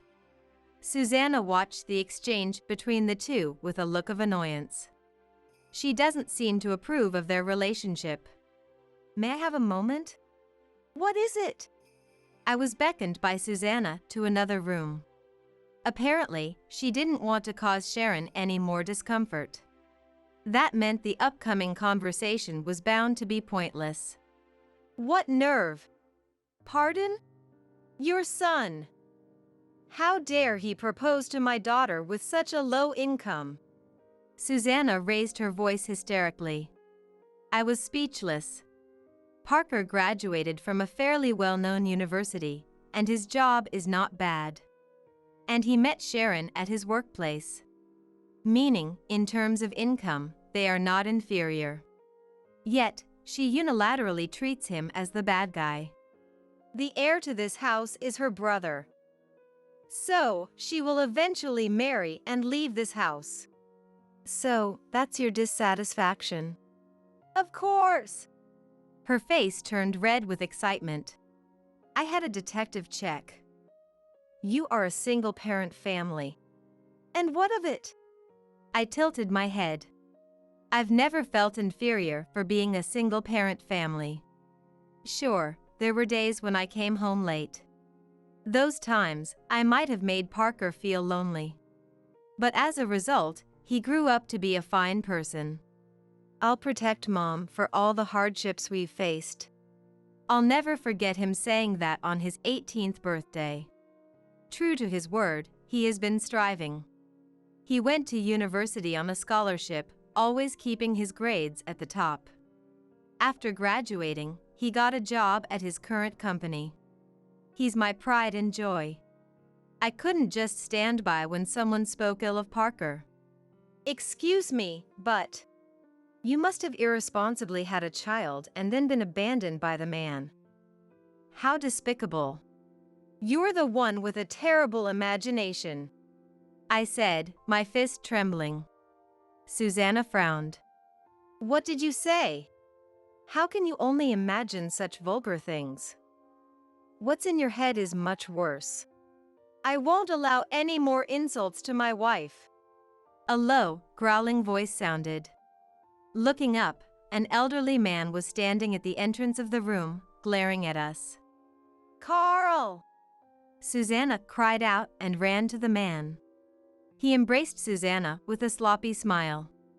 It seems this man is Susanna's husband, Carl. Susanna wore a triumphant smile. She seems to believe that being married somehow makes her superior. Listen, Carl. Yes, I understand. Carl, who had been speaking to his wife in a saccharine tone, suddenly changed his expression and glared at us. If you continue to insult my wife, I will have to call a lawyer. It was you who started criticizing my son unilaterally. I appealed. But it was useless. Carl, smitten with his wife, saw me as an enemy. So, someone like you is going to be part of my daughter's family. Sharon has poor judgment in people. Yes, indeed. The couple looked down on Parker and me together. As I was at a loss for words, footsteps could be heard. Stop it, both of you! Sharon. I thought it was strange that you suddenly disappeared, so I came looking for you. Parker said with a voice trying to suppress his anger. Sharon, I'm sorry. We're going to leave now. Parker. Sharon looked down, seeming lonely. Parker momentarily made a face as if he was about to linger, but then he quickly changed his expression. Let's go, Mom. Yes. Parker took my hand and started walking. Susanna's voice was thrown at our backs. Don't ever come back to our house again. As if we would, I thought. Sharon did nothing wrong. Rather, it was sad that she was caught between her parents and us. I just couldn't forgive her parents. What should I do? Is it okay to just watch over their relationship? Hey, Parker. I have no intention of breaking up with her, Parker said, seemingly sensing my feelings. His eyes looked down, filled with apology. I'm really in love with her. So, with those words and expressions, I made up my mind. I'll support you too. Mom. He must have thought I would oppose it. Parker smiled, relieved. And his smile made me smile too. I've been quietly watching over their relationship. Since then, we haven't met her parents. Sharon seems to avoid the topic, and when she comes to our house, she talks about other things. Naturally, Parker leads the conversation. He makes sure not to immerse themselves in their own world, always including me in their talks. I'm very grateful for that. Mom, about the venue. The venue? What about it? I tilted my head, and the two exchanged looks. Mom, get it together. We just talked about it. About our wedding ceremony. The wedding ceremony! I exclaimed foolishly. So, you're finally getting married? Although our parents are against it, it's our life. Sharon seemed complicated, but determination was at the root of it. Sharon had chosen to walk through life with Parker. As a mother, could there be anything more gratifying? I think highly of Sharon. If she can support Parker as his wife, there's nothing more reassuring. I was teary-eyed. Parker noticed and panicked. "Mom. Sorry, I know it's too early to cry, but..." I hastily wiped away my tears. Sharon offered me a handkerchief. A white handkerchief with scattered light blue clovers. "Diana. Thank you." I was happy, having such a kind son and his bride by my side. But this feeling of happiness was cruelly shattered. The nightmare began at the wedding ceremony venue. "Oh?" I stopped in confusion. I couldn't find my seat anywhere in the venue. I walked around the venue to check, but still, there was no seat for me. Perhaps it was a mistake by the staff. Thinking this, I approached a staff member. "Excuse me. Are you still here?" The response came not from a staff member but from Susanna. She stood with her arms crossed, laughing unreservedly. "Shouldn't you take a hint by now? This marriage is very important to our family," Susanna said with a voice that looked down on me. Indeed, Susanna had arranged the entire ceremony. All of Sharon's preferences were rejected, and Parker's opinions were ignored. "Mom, wait." Sharon and Parker approached, looking concerned. Susanna stepped between them, standing protectively like a mother shielding her children, blocking the bride and groom. And then she said those words. "There are no seats for the poor." Ah, I see. So, there was never a seat for me from the beginning. Understanding this, I was filled with a sense of emptiness. "Shall we go home?" "Yeah." Parker took my hand and we started to leave. Sharon seemed to be pleading with her mother. But Susanna remained unfazed. Thus, the nightmare of a wedding ceremony ended. As we got into the car, Parker received a call on his mobile phone. It was from Sharon. "Are you two okay?" "Yeah, sorry for leaving you alone there." "It's not your fault. It's my parents' fault." Her voice was clearly dejected. Parker must have wanted to stay by her side. I lifted my face and said, "Stay with Sharon." "But I can go home alone." I tried to remember how to smile, but my expression was stiff. "Sorry." After hesitating, Parker went back to the venue. Driving home, I wondered, what's so wrong with being a single-parent family? Susanna had mentioned hiring a detective. If so, she didn't understand anything about him at all. But maybe that's for the best. I realized then what I was about to do. It's clear. I will give that hateful woman what she deserves. I have all the cards in hand. Susanna must have only paid attention to what was convenient for her. So she hadn't noticed. I returned home and waited for him. Parker came back with Sharon. "I'm sorry about my parents." "It's okay." I had regained my calm demeanor. The two seemed relieved. Looking at each other with reassurance, I said, "I'll contact Walker." "Eh?" Parker's smile faded. Sharon looked puzzled. "What's wrong?" "Walker is my grandfather. He's the president of the Woodward Company." Such. Sharon seemed to understand the situation. She spoke in a flustered manner. "Is there no other way?" "We've reached our limit," I said in a low, moaning voice. "Walker promised me when Carter passed away. He said if there was ever any trouble, he would definitely help." That's right. The day Carter was in an accident and never returned. "Do you want us to take Parker in?" "It must be hard for a woman alone." Walker, Parker's grandfather, my father-in-law, had offered. But I had shaken my head. I will raise him by myself. So be it. Walker had promised. The moment to fulfill that promise had finally arrived. Dad was supposed to be the successor of the company, Parker said, looking down. That you were the grandson of the president.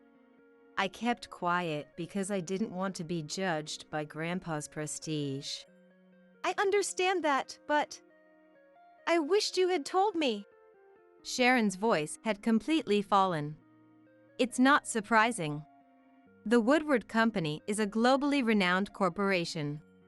Having someone with such a company as their backing, Susanna has made an enemy. They're finished. The retaliation began immediately. Our business partners are withdrawing one after another, it seems. So, I nodded without surprise. Since then, Sharon had returned home only once to collect her belongings and hadn't returned to her parents' house. She's essentially living at our house now, helping with household chores wherever she can. But the look on her back is far from that of a blissful new bride. Right now, she is caught between her family and her marriage. It must be hard for her. Parker is worried about her exhausted state. He buys her favorite sweets on his way home from work and listens to her feelings now and then. If this continues, my family will be left homeless. There's nothing we can do about it. I sighed back at the tearful Sharon. Walker accepted me, someone who didn't match his family's social status or education, as his son's wife. It was a testament to his trust and love for his child, who had made his own choice. That is. She hesitated. Her family condemned her for being from a single-parent home, treating it as a fault. They looked down on Parker for not being suitable for their family. But what is the reality? Such. That poor-looking man is the grandson of a big company's president? Impossible! Shouldn't you apologize now? Don't say stupid things. The conversation between her parents that Sharon overheard when she went home to collect her things was just like that. However, since that was the only time she went back, what her parents talked about after is unknown. My mom isn't the type to apologize to anyone. Indeed. Some people only feel fulfilled by looking down on others. Such petty people. And also pitiable. What if you suggest apologizing to your family? It's impossible. Or rather, it would be pointless. Doing that would only make my mom more stubborn. What a troublesome person! He was frustrated. Sharon, too, shook her head sadly. It seemed there was no solution for them to improve the situation. Nor did I have one. Or rather, I had no intention of stopping it. They were intoxicated with power, looking down on others, unafraid to trample on those around them. And by misjudging who to look down upon, they are now on the receiving end. It was only a matter of time before they were crushed by power. What would they do then? If they're as competent as they boasted, they'll manage on their own. Diana. Sharon finally broke into tears. Mom, that's enough, isn't it? Maybe it's time to call Grandpa. Just then, Sharon received a call on her mobile phone. Sharon looked up, wiping her tears to check the notification. Her eyes widened in surprise. Mom. Go ahead. They might have their reasons too. Yes. I encouraged her, and Sharon reluctantly answered the call. A loud voice could be heard from the phone even from where I was. You traitor! Running away as soon as our family is in danger. Aren't you ashamed? I'm not running away! Sharon sounded somewhat indignant. Understandably so. She hasn't run from anyone. Yesterday and today, she's been facing reality. Worrying about her family while choosing to stay with us. Not to ingratiate herself with us, but to stop me. Sharon became more assertive. Mom, do you see now? Judging people superficially is what led to this, right? Don't act like you understand. The voice of Susanna, furious. Sharon, in contrast, was calm. Maybe her suffering has given her something to think about. Why did you have to be so cruel?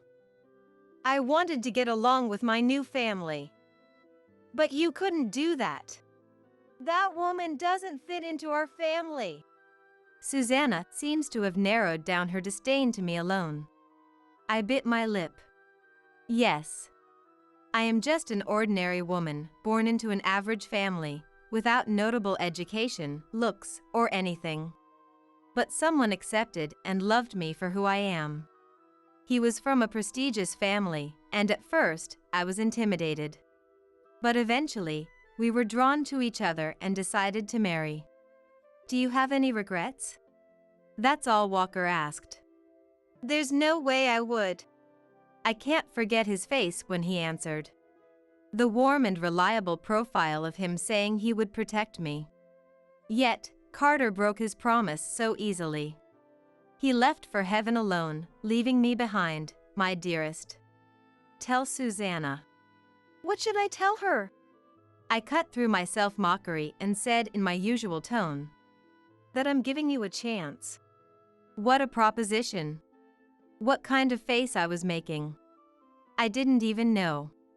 I'll have Walker come over. Then you can appeal directly that this treatment is unfair. I'd like that. It seems my voice reached without the need for Sharon to mediate. Susanna said with a voice that seemed to put forth her last bit of defiance. Getting upset over such a trivial matter and opposing us. It may be trivial, but I don't mind being the focus of attacks and insults. But what about Parker, whose mother-in-law will be a woman with such a character? When will he too start receiving poor treatment? This isn't just about pride. It's a fight of a mother worrying and protecting her child. Susanna seemed not to understand that. The direct confrontation that ensued turned out to be quite pitiful. I'm terribly sorry. For what, exactly, are you apologizing? As soon as Carl entered the room, he apologized deeply. Walker sat on the sofa, observing the couple. Susanna looked down on Carl with disdain. Carl, won't you bow your head too? It's entirely our fault. He began to sob. I stood beside Walker. Parker and Sharon were not allowed to attend. It would be too cruel a scene for them to witness, Walker decided. Entirely? Walker's eyebrows twitched. Explain specifically. What did you do, and what was wrong? That is... Carl fell silent. It seems he couldn't answer the question. No wonder. They don't truly think they're in the wrong. They're just apologizing to placate Walker, waiting for the storm to pass. Like a child scolded by a teacher at school. So you're bowing your head without even knowing what you did wrong. That's, well... Carl looked helplessly at his wife. Susanna smiled. It's about the oversight of not preparing a seat for Diana. We're truly sorry. An oversight? I raised my voice. I remember. There are no seats for the poor. What are you talking about? She acted as if she didn't understand what was said. I was dumbfounded. Susanna was trying to pretend it didn't happen because Walker wasn't there. How dirty can you get? You're the one with the paranoia. Stop slandering us already. That's enough, Walker said wearily. So you insist it was an oversight? Of course. Susanna answered immediately. Hope was in her eyes. If she could convince Walker, it would be their victory. But in the next moment, he was furious. How far will you go with your lies? I've confirmed your actions with everyone at the venue, not just my grandchildren. Everyone. That's impossible. The light faded from Susanna's eyes, and she collapsed on the spot. Carl, do something. She clung to his husband beside her, but he was just crying. Walker addressed the pitiful couple. If you had truly apologized from the bottom of your hearts, I might have forgiven you. But what about now? Nothing but lies for self-preservation. I'm so appalled I'm at a loss for words. It's not like your son chose a worthless woman. Susanna screamed in rage. Aren't you frustrated?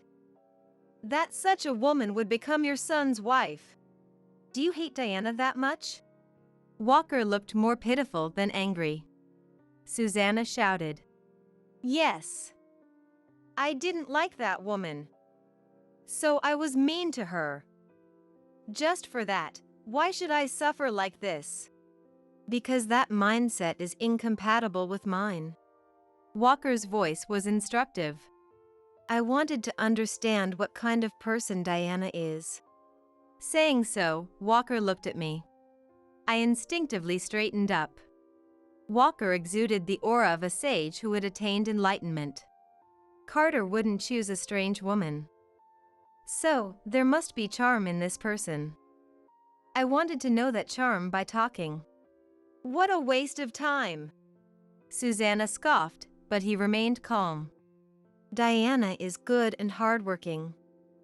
She raised my grandson alone commendably. Carter's judgment of people was not mistaken. Yes. Exactly. Carl seized the opportunity to cozy up to him. He seemed to be looking for a chance to seek forgiveness. My wife is quite different. Susanna lacks judgment in people. That's why she targeted Diana and Parker. You're cowardly, man. He was speechless. Walker slightly frowned and said, Are you pushing all the blame onto your wife? First off, if that's the case, you're at fault for choosing a woman with no judgment. That's enough! Susanna yelled. All eyes turned to her. Susanna twisted her lips and said, President, you really want to side with Diana, don't you? Of course. Walker nodded. Then, talking is useless. I think so too. When Walker nodded again, Susanna had already turned her back. Carl, let's go. No point in saying anything more. Now, we have to somehow rebuild the company on our own. That's easier said than done. All our clients have left because of the president's pressure. His meek attitude seemed to displease her. She says in an irritated voice, Then we'll find new clients. That's impossible. He was dragged away as he left. Left behind, I sighed. Thank you, Walker. No need. Walker shook his head leisurely. Then, as if to admonish me, he said, You earned my trust through your own strength and actions. And they earned my disappointment with their words and actions. Yes. Walker had not blindly sided with me. It was my actions that gained his trust, to begin with. Meaning, if I were to stray from the path, he wouldn't help me anymore. I'll remember this. I bowed deeply to Walker. The situation of Susanna and her husband's downfall was conveyed through Sharon. She has been staying with us, and since then, she has started to contact her. Sharon, come back home now. You need to help with the business. No, Mom. I'm not coming back. Determination was evident in Sharon's eyes. You want to marry me off to a wealthy family, don't you? You child. It seemed I had hit the mark. Her growl was audible even from here. You've changed. But... It's okay. I smiled reassuringly. Sharon nodded and handed me the phone. Susanna? How dare you let me hear that voice? I'm not talking to you because I want to. I took over the phone to settle things with her. And also out of concern for Sharon. I said in a calm voice, "I've decided to forget about your meanness." "What?" A foolish response came back. I continued, "I don't want to be involved with you forever. So, I decided to forget about you. Hating someone is just tiring, and there's no benefit to me." "Don't talk pretentiously," she snarled like a carnivore. "I won't forget you. I'll hold a grudge against you for life." I understood why Walker didn't accept Susanna's apology. In that chilling voice, "Give me back my daughter. She's my son's wife. There's a marriage certificate." "Then I'll make them divorce right now." To the shouting Susanna, "That's impossible," I said. "It's something she should know. Sharon is pregnant with Parker's child." What?" That was all Susanna could say before falling silent. She seemed unsure of how to react. After a pause, Susanna spoke, her voice trembling. "Please, give me back my daughter. I don't want the child in her belly." "Are you still saying things like that?" I sighed. Looking at Sharon, she was gently caressing her not yet prominently swollen belly. Could she possibly think about abandoning her born child and returning to her parents' home? That's unimaginable. Being a mother herself, how could she not understand? "Do you intend to separate Sharon and her child?" "If she has a child, she won't find another marriage." She was being selfish, apparently planning to use them for her own convenience.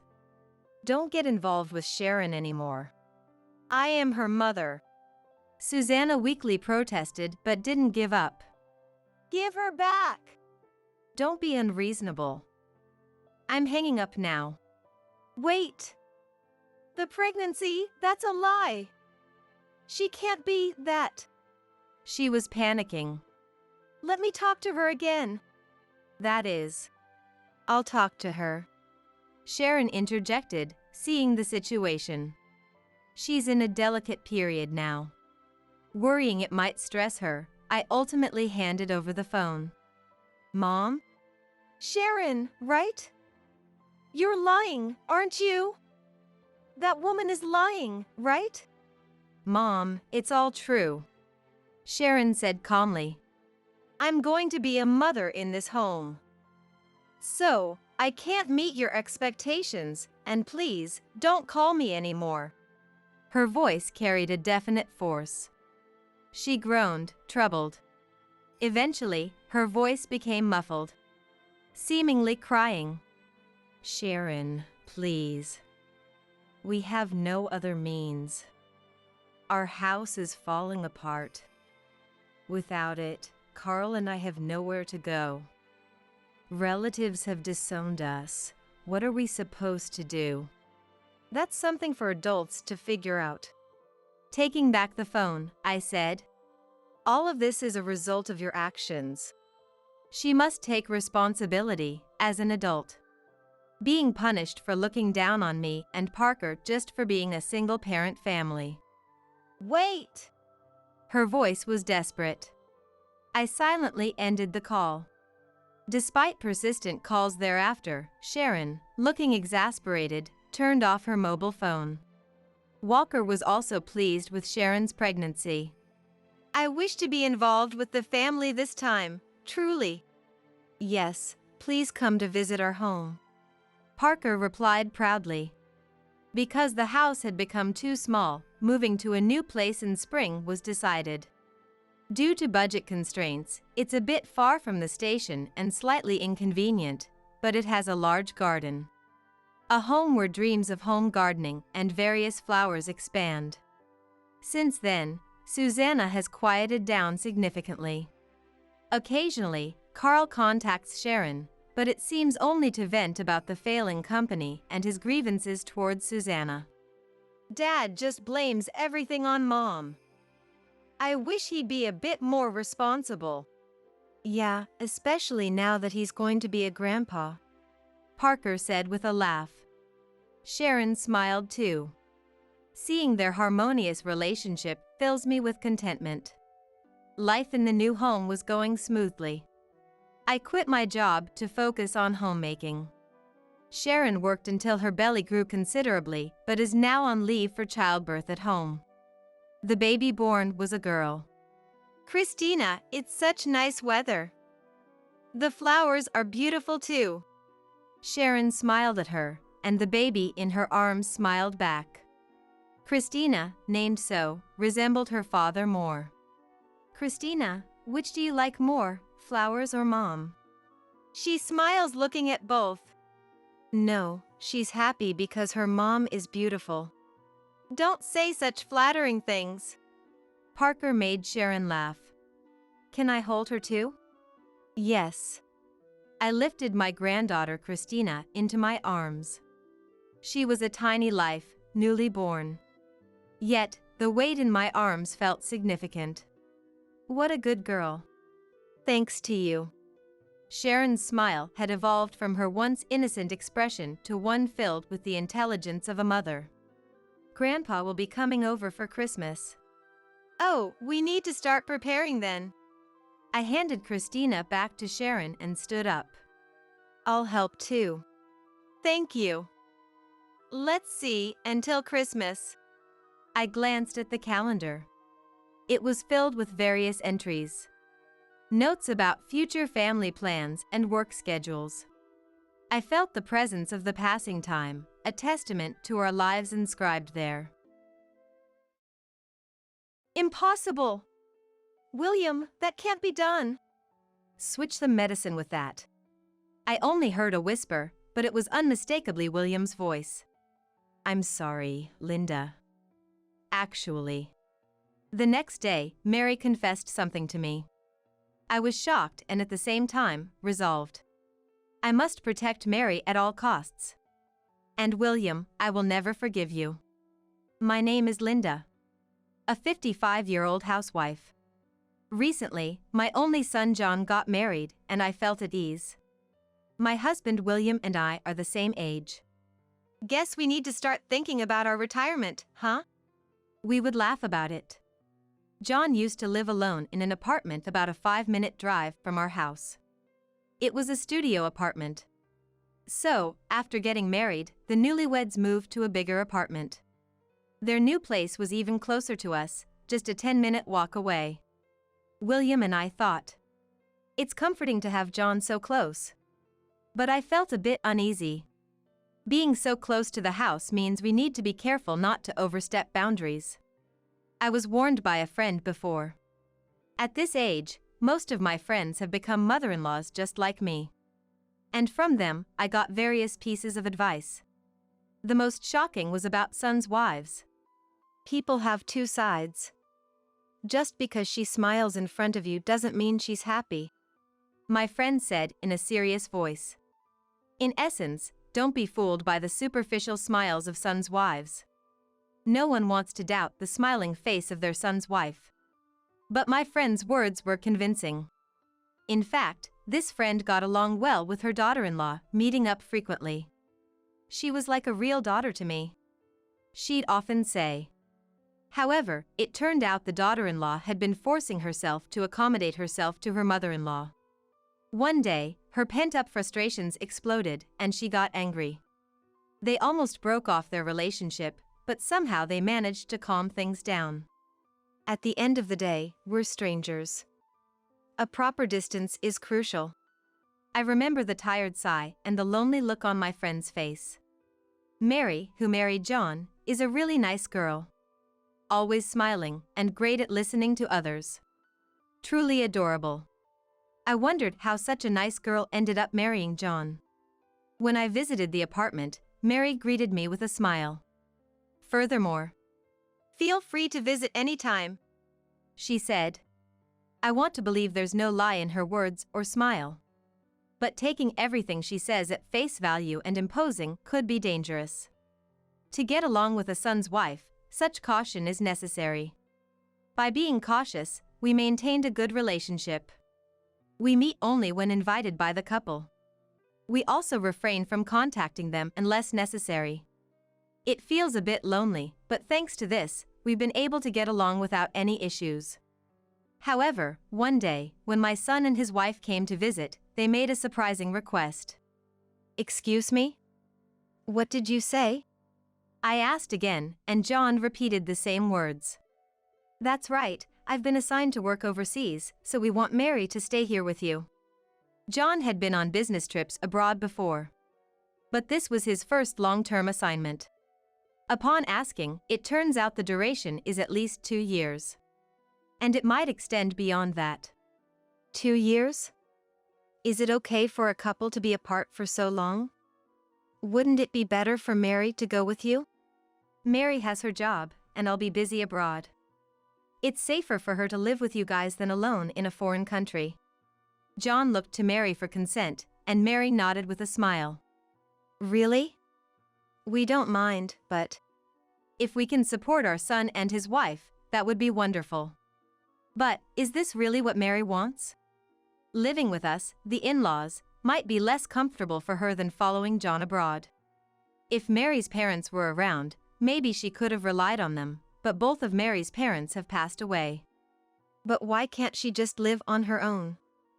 The apartment is close, and of course, we'd be happy to help if anything happens. There's no need to live together unnecessarily. Thinking it would be better for Mary, I suggested this to the couple. But, for some reason, that won't work. Mary immediately said. Mary has some bad memories from the past, and she can't live alone. Mary nodded. Is that so? I'm sorry for not knowing. No, it's fine. Then, living together might be the only option. At that moment, William, who had been silently observing, said, If that's the case, she should stay with us. There's no need to hesitate. Mary is our daughter now. William smiled at the couple. Besides, he added, I often come home late from work. It'd be better for Linda to have Mary around than to be alone. True, William doesn't start work early, but he often comes home late. It's reassuring not to be alone at such times. Yes, if Mary is okay with it, let's live together happily. Indeed, there are benefits to living together. Not only drawbacks. And unlike me, a housewife, Mary has a job. We won't always be together. Maybe we could make it work. Thank you. I'm looking forward to it. Us too. And so, Mary began living with us. I was nervous about living together, but Mary was indeed a good person. Linda, good morning. Would you like to join me for breakfast? When I woke up, there were delicious-looking scrambled eggs, sausages, and soup on the table. Oh, thank you. I'm so happy to have someone cook for me, it's never happened before. But, it must have been a lot of work. No, I was making some for myself anyway. I hope it's good. Let's eat. Yes, it's delicious. I'm glad. Mary has a job, so I did most of the housework. But Mary never dumped everything on me. Instead, she actively helped with the chores. John really has an eye for people. Marrying someone as wonderful as Mary, he's a lucky guy. I looked to William for confirmation. Indeed. And he smiled. Living together seemed problem-free. However, about a month into our living together, I noticed a change in Mary. She still did housework between her job duties but started to stay in her room unusually often. After meals, she'd head straight to her room and not come out until morning. Even in the morning, she used to have breakfast with us, but now she'd leave for work before we even woke up. Did I do something to make her dislike me? It's lonely. I told this to William, who returned home late. Are you thinking too much? Mary might just want some alone time. That may be true, but I feel like she's avoiding us. Living together with us. Mary has to be considerate of us every day. Maybe she's tired of it. As I pondered, William patted my shoulder. Don't be too anxious. It's bad for your health. Don't fall sick again. I had previously been hospitalized for a stroke. Remembering that, William looked worried and stroked my back. I'm fine. I'm taking my medication properly. But maybe I am overthinking it. After that, Mary avoided me even more, but I tried not to mind it. Weekdays were okay, but weekends were hard. On weekends, William would go out alone. So, I often went out with Mary. Even if we didn't go out, we chatted at home while eating snacks and spending time together. But recently, Mary would refuse even if I invited her. Moreover, she started going out every weekend. Are you going out now? I casually asked Mary as she was heading to the entrance. Mary looked puzzled and said, "This has nothing to do with you. Please leave me alone." Then Mary hurried out of the house. I understood she was rejecting me. Having been close at first, I was more shocked than I imagined. Since then, I've also started avoiding Mary somehow. Will things stay this way until John returns from abroad? Maybe it would be better for both of us to stop living together now. I wanted to talk to William, but, as luck would have it, he was not around. William had been away on a business trip for 2 weeks. The weekends were painful for me, so I tried to go out as much as possible. I didn't want to run into Mary. When I got home, I could hear Mary's voice coming from her room. It sounded like she was talking to someone. Since Mary wouldn't invite guests over without telling me, she must be on the phone. "I'm home." I called out and approached her room. As I was about to quietly open the door, I realized Mary was on a call. She was indeed on the phone. Convinced, I thought not to disturb her call and was about to leave. When Mary raised her voice. "It's impossible, William. I can't do that." I definitely heard William's name. William was supposed to be on a business trip. It seemed unlikely he would contact Mary from there. Yet, I heard Mary continue. "William, that's why I can't." I heard Mary say. I approached Mary's room again, trying to listen. I could hear Mary's voice, but not the person on the other end. I couldn't tell if it was William nor understand the conversation. Feeling frustrated, I couldn't leave or interrupt. I just stood there. Meanwhile, Mary seemed troubled on the phone. Repeatedly saying, "That's why it's impossible," she said over and over. Was William asking her for something? Maybe I should help. But she'll find out I was eavesdropping. It might worsen our already strained relationship. Yet, it's sad to think our relationship could get any worse. As I was pondering this, Mary cried out in distress. Almost simultaneously, I heard something fall. Soon after, William's low voice filled the room. "Switch the medicine with that." Perhaps Mary dropped her smartphone, causing it to switch to speaker mode. Mary must have quickly picked up the phone and switched it off speaker because William's voice disappeared, and only Mary's voice was audible again. After that, "I understand," Mary said, then fell silent. She must have ended the call. I took a deep breath, quietly returned to the entrance. And after composing myself, "I'm home," I called out to Mary again. "Ah, welcome back." Mary came out of her room, her face tense. There was no way I could question her about the phone call. Mary went back to her room with a troubled look. Who was William talking about? Most of all, the words about switching the medication with that stayed in my mind. I thought about asking Mary several times but didn't have the courage to do so. Had William and Mary been in contact without my knowledge all this time? William's tone during that moment was far from his usual demeanor. Such a commanding tone, not just towards Mary, but he wouldn't even use it with me. What if Mary was betraying me? Or, what if William was threatening Mary? I couldn't sleep that night.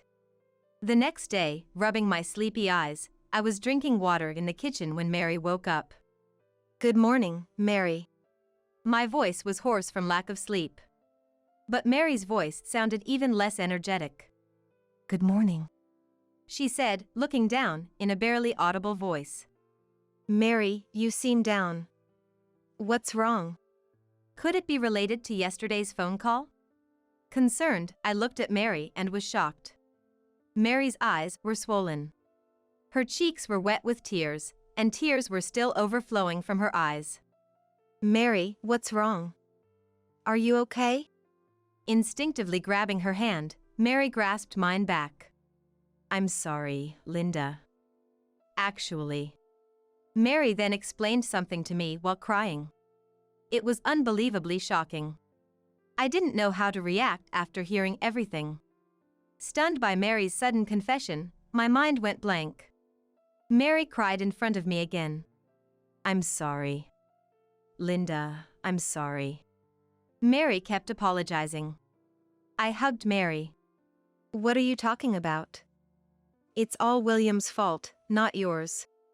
I tried to soothe her, but Mary's tears wouldn't stop. Hoping to calm her down, I gently stroked her back. I'm sorry. It's my fault for keeping silent. It's not your fault. Everyone has things they can't share. Besides, if John is okay with it, then neither William nor I should interfere in a couple's matters. Saying this out loud helped her cool down gradually.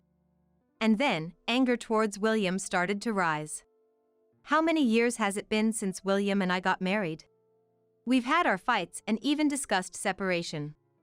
But, I had always intended to spend the rest of my life with William. Never did I imagine he would be plotting such things behind my back. After a while, when Mary seemed to have calmed down, we decided to discuss what to do next.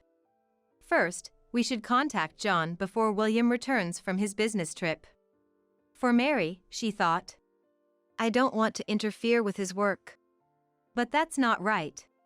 He would consider you more important than his job. How would John feel if he found out you've been struggling like this? After hearing this, Mary silently agreed. We tried contacting John, but couldn't reach him. Maybe he was busy with work or asleep. We decided to leave a message summarizing the situation and asking him to call us when he has time. 2 days later, William returned from his business trip.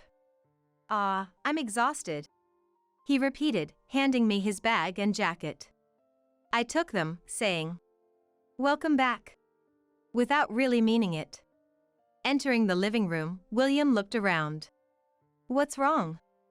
I asked, and William replied, Just wondering where Mary is. Scanning the room again. Oh, I sent her out for some shopping. Did you need her for something? I said with a forced smile, and William replied, No, not really. Averting his gaze. While William showered, I prepared the documents on the table. The thought of showing them to William filled me with mixed emotions. After decades of marriage, I never wanted to use such papers.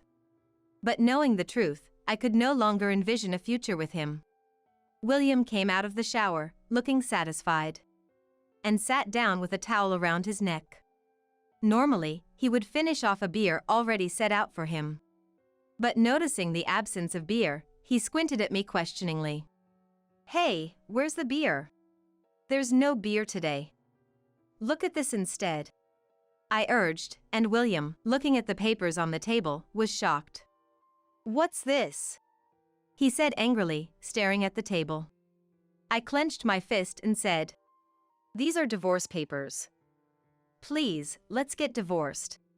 Huh? William shifted his gaze from the divorce papers to me. Divorce? Why? I sensed more anger than confusion in William's voice and expression. Why does someone like me have to be told by you to divorce? I can almost hear him saying that. It seems like you wanted a divorce, right? William looked surprised. No, I never, that. I couldn't help but laugh. What's so funny? Because you're so flustered. Oh right, you didn't want a divorce, you wanted to remarry. William remained silent, looking troubled. That, I know everything. Your affair with another woman, trying to make me take medication to be with her, and what I can't forgive the most is that you threatened Mary. William turned pale and started to sweat. With that face. It's not true, that's not it. He kept repeating excuses. whatever you say is pointless. I heard everything from Mary. Mary, that bastard.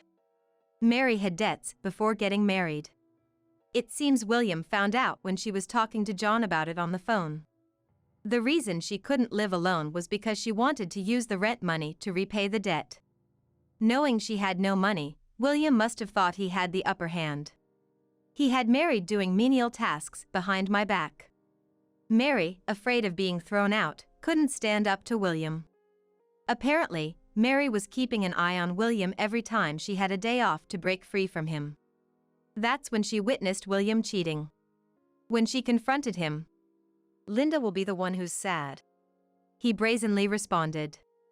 And then, brazenly, since it was out in the open, William ordered Mary to switch my medication. "So, you thought of getting rid of me because I was in your way?" Yes, shockingly, the person William was talking about over the phone was me. Having had a stroke before, there's a medication I must take daily. Without it, I'm prone to blood clots, and unluckily, it could be fatal. William was planning to swap my medication with something else. Of all things, to swap it with a vitamin pill, huh? For most people, it's just a supplement, but for me, it's poison. Depending on the type of vitamin, it could increase the risk of blood clots. In other words, William was after my life. Anyway, I can no longer stay with you. Please, let's get a divorce. We'll discuss the money for the divorce proceedings through a lawyer later. William looked frustrated and then turned his gaze to Mary, who returned. "Mary, how dare you do this? You know what will happen, right?" Mary showed a momentary look of fear, but when I took her hand, she glared back at William. "I know. It's okay now. I have Linda." "What? Getting cocky, aren't you?" William seemed ready to pounce at any moment. But just then, there was a noise from the entrance, and John appeared.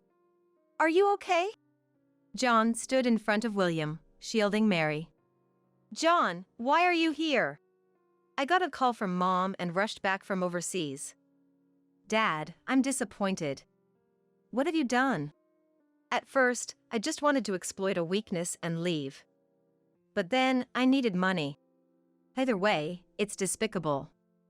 I don't want to see your face anymore. Just leave." "Wait. Are you okay with this, Linda? Saying such things? You're a housewife without an income. You won't be able to live. Don't worry. I'll get the money for the divorce proceedings from you. Besides, this house was inherited from my parents, so don't act so high and mighty." William was still saying something so arrogant, but "I'll call the police," I said, and he left. Afterward, William and I divorced. William had been secretly supporting his mistress, and some savings had been spent. I feel like I understand why he needed money. As a substitute for the money for the divorce proceedings, I took all his remaining savings. William's life from here on is on zero savings. Relationships broken off by his son, it's going to be quite hard. Whether his mistress will stick with him through this kind of life is questionable, but I couldn't care less. John went back to work the day after everything was settled. Mary and I are still living together. I repaid Mary's debts with the money I got from William. My son and his wife wanted to repay it themselves, but considering the interest rate, it seemed wasteful. Since it was William's money anyway, I wanted to use it up quickly. The regular meals between my son's wife and I are now my greatest joy. We want to keep getting along well until John returns home. What are you? A stalker or something? You disgust me. Go home already. I came to the wedding to celebrate the happily smiling bride and groom. Then, to my surprise, the groom turned out to be my ex-husband, Alec. I'm definitely not his stalker. Do you like me that much? If so, you should have come out in the open, and I might have considered you as an affair partner. Trying to crash my wedding is just too disappointing. All my past anger and the shock of suddenly encountering Alec just vanished. As Alec wished, I decided to leave.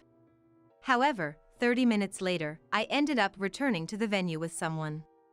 I wonder if Alec would be pleased with the surprise guest. It's going to be more interesting than any entertainment. I'm Melissa, 36 years old. I met my husband Stuart 10 years ago. At the nursing home where my grandmother was staying, I blurted out big when I first met Stuart, a caregiver there. He's close to 6.5 feet tall, big both vertically and horizontally. As I covered my mouth with my hand, feeling I had said too much, he smiled shyly. Big, right? Everyone calls me a bear. Gradually, I got closer to Stuart. Despite his appearance resembling a wild man-eating bear, his personality was like a cute bear sunbathing at a bear park. Kind, gentle, and comforting to be around. I never dreamed of marriage and had decided to stay single, but my stubborn heart was softened, and I ended up marrying. Now, blessed with our 4-year-old son Leon, I deeply feel it was the right thing to do. The reason I avoided marriage was because I had failed at it once. I got married for the first time at 22. To a man who was the opposite of Stuart, modern, slender, fresh-faced, and handsome. His well-featured face could make anyone believe he was a celebrity. In fact, my ex-husband Alec would often lie to people he just met. I used to model in Boston. Our married life was in my hometown, where it was quite rural. Not a farmland rural, but a place where everyone needs a car. Yet supermarkets and hospitals are only a 10-minute drive away, and if you drive 30 minutes more, you'll find a large shopping mall as well. I think it's a nice countryside. And as for Alec, he came from the city. He attended a nearby university and stayed in the area after graduation. At first, our marriage life was enjoyable. Alec got along with my friends, often suggesting we call someone to hang out. Being young, we would gather with friends, drink, and have fun. Alec was quick to fit in with a female-dominated environment. I thought he wanted to cherish everything about me, including my friendships. He loved me that much. I truly believed so. This is hard to say, but it was a few months into our marriage. A friend approached me seriously. Alec has asked me out multiple times to hang out just the two of us without telling you.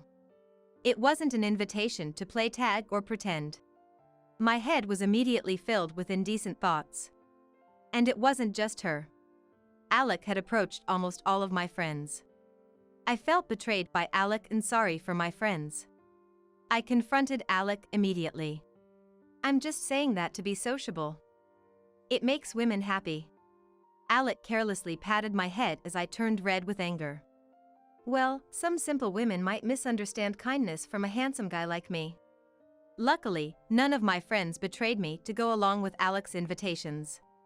Everything was attempted but not fulfilled, and my friends forgave him with awkward smiles. After that, Alec's interactions with my friends ceased. Alec was also close with my parents. Once a month, he would visit my parents' home and drink with my father. With no more plans with my friends, visits to my parents increased. Got some booze for today. Alec and my father, both fond of alcohol, got along well, and home visits would turn into daytime drinking sessions. Alec would bring selected drinks as gifts, pleasing my father. My mother, Reagan, would prepare appetizers, and we spent lively times as a family. Alec, comfortable and natural with my in-laws, was well liked by them. But gradually, my parents started to act differently. One time, as I was about to go to the bathroom, my mom stopped me and whispered secretly, "We'd appreciate it if you could reduce the frequency of your visits. You know, we're getting older, and it's becoming difficult for us." She was vague, but it seemed she had more to say. The alcohol Alec brought today is hard to come by, you know. I heard it costs $500. What? It's not that expensive? My mother clammed up. Then, she revealed something I hadn't expected. He's been asking us to pay for it. What? It's nice having Alec over and the alcohol is good. But, honestly, it's a burden to pay for expensive alcohol every time.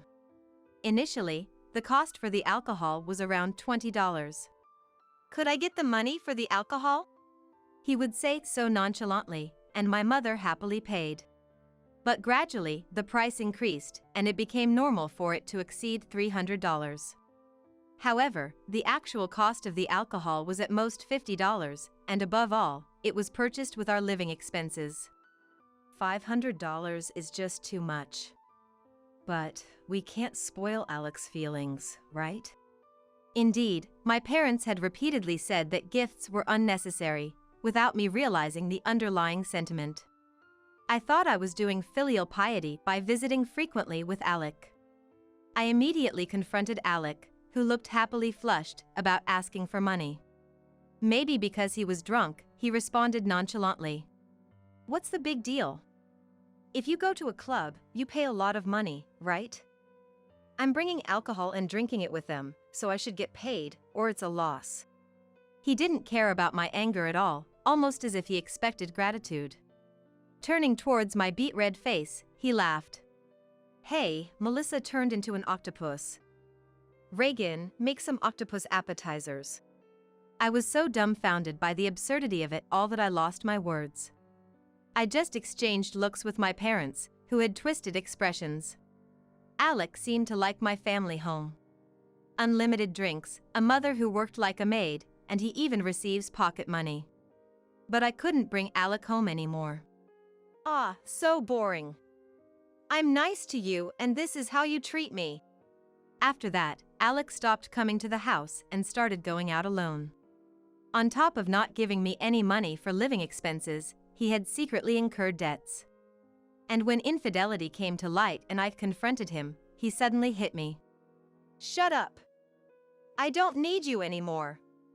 It's over, we're getting divorced." And that's how we ended up divorcing. A bitter memory I don't want to even remember. I had forgotten about him, blessed with a new family, but 13 years after the divorce, for some reason, Alec was here. And next to a bride in a pure white dress. Alec was the groom. It was a wedding I was invited to by my junior at work, Chanel. The guest list exceeded 300 people, a grand ceremony. Alec in his late 30s had changed his vibe, but there was no way I would mistake him for someone else. The radiant beauty of his youth was gone, replaced by the air of a sweet, calm gentleman. He was spreading his best smile all over the reception. I had dressed up nicely but tried to make myself less noticeable by slouching a bit. My mind was full of why and how. Maybe my suspicious behavior made me stand out more, as I locked eyes with him. I smiled awkwardly and nodded slightly while sweating. Oh my God, how awkward. I felt so uncomfortable that I went to the bathroom. The reception had just started. I spent some time there, but I couldn't stay hidden for another 2 hours. Reluctantly, as I was about to return, Alec, with his arms crossed, was blocking the way in front of the venue. "What are you doing here?" I wanted to ask the same. When we divorced, Alec had scornfully said he hated country folk and moved to the city. I didn't know he had come back to my hometown. Alec leaned in with the same unpleasant smile as before. "What's the matter? You still hung up on me after all these years?"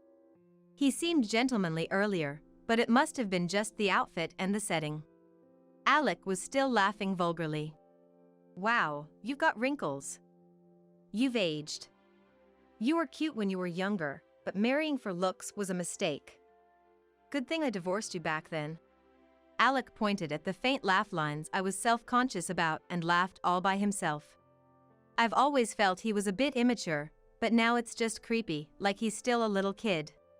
"Oh, wait a minute, what was your name again?" "Oh, Averill? Betty?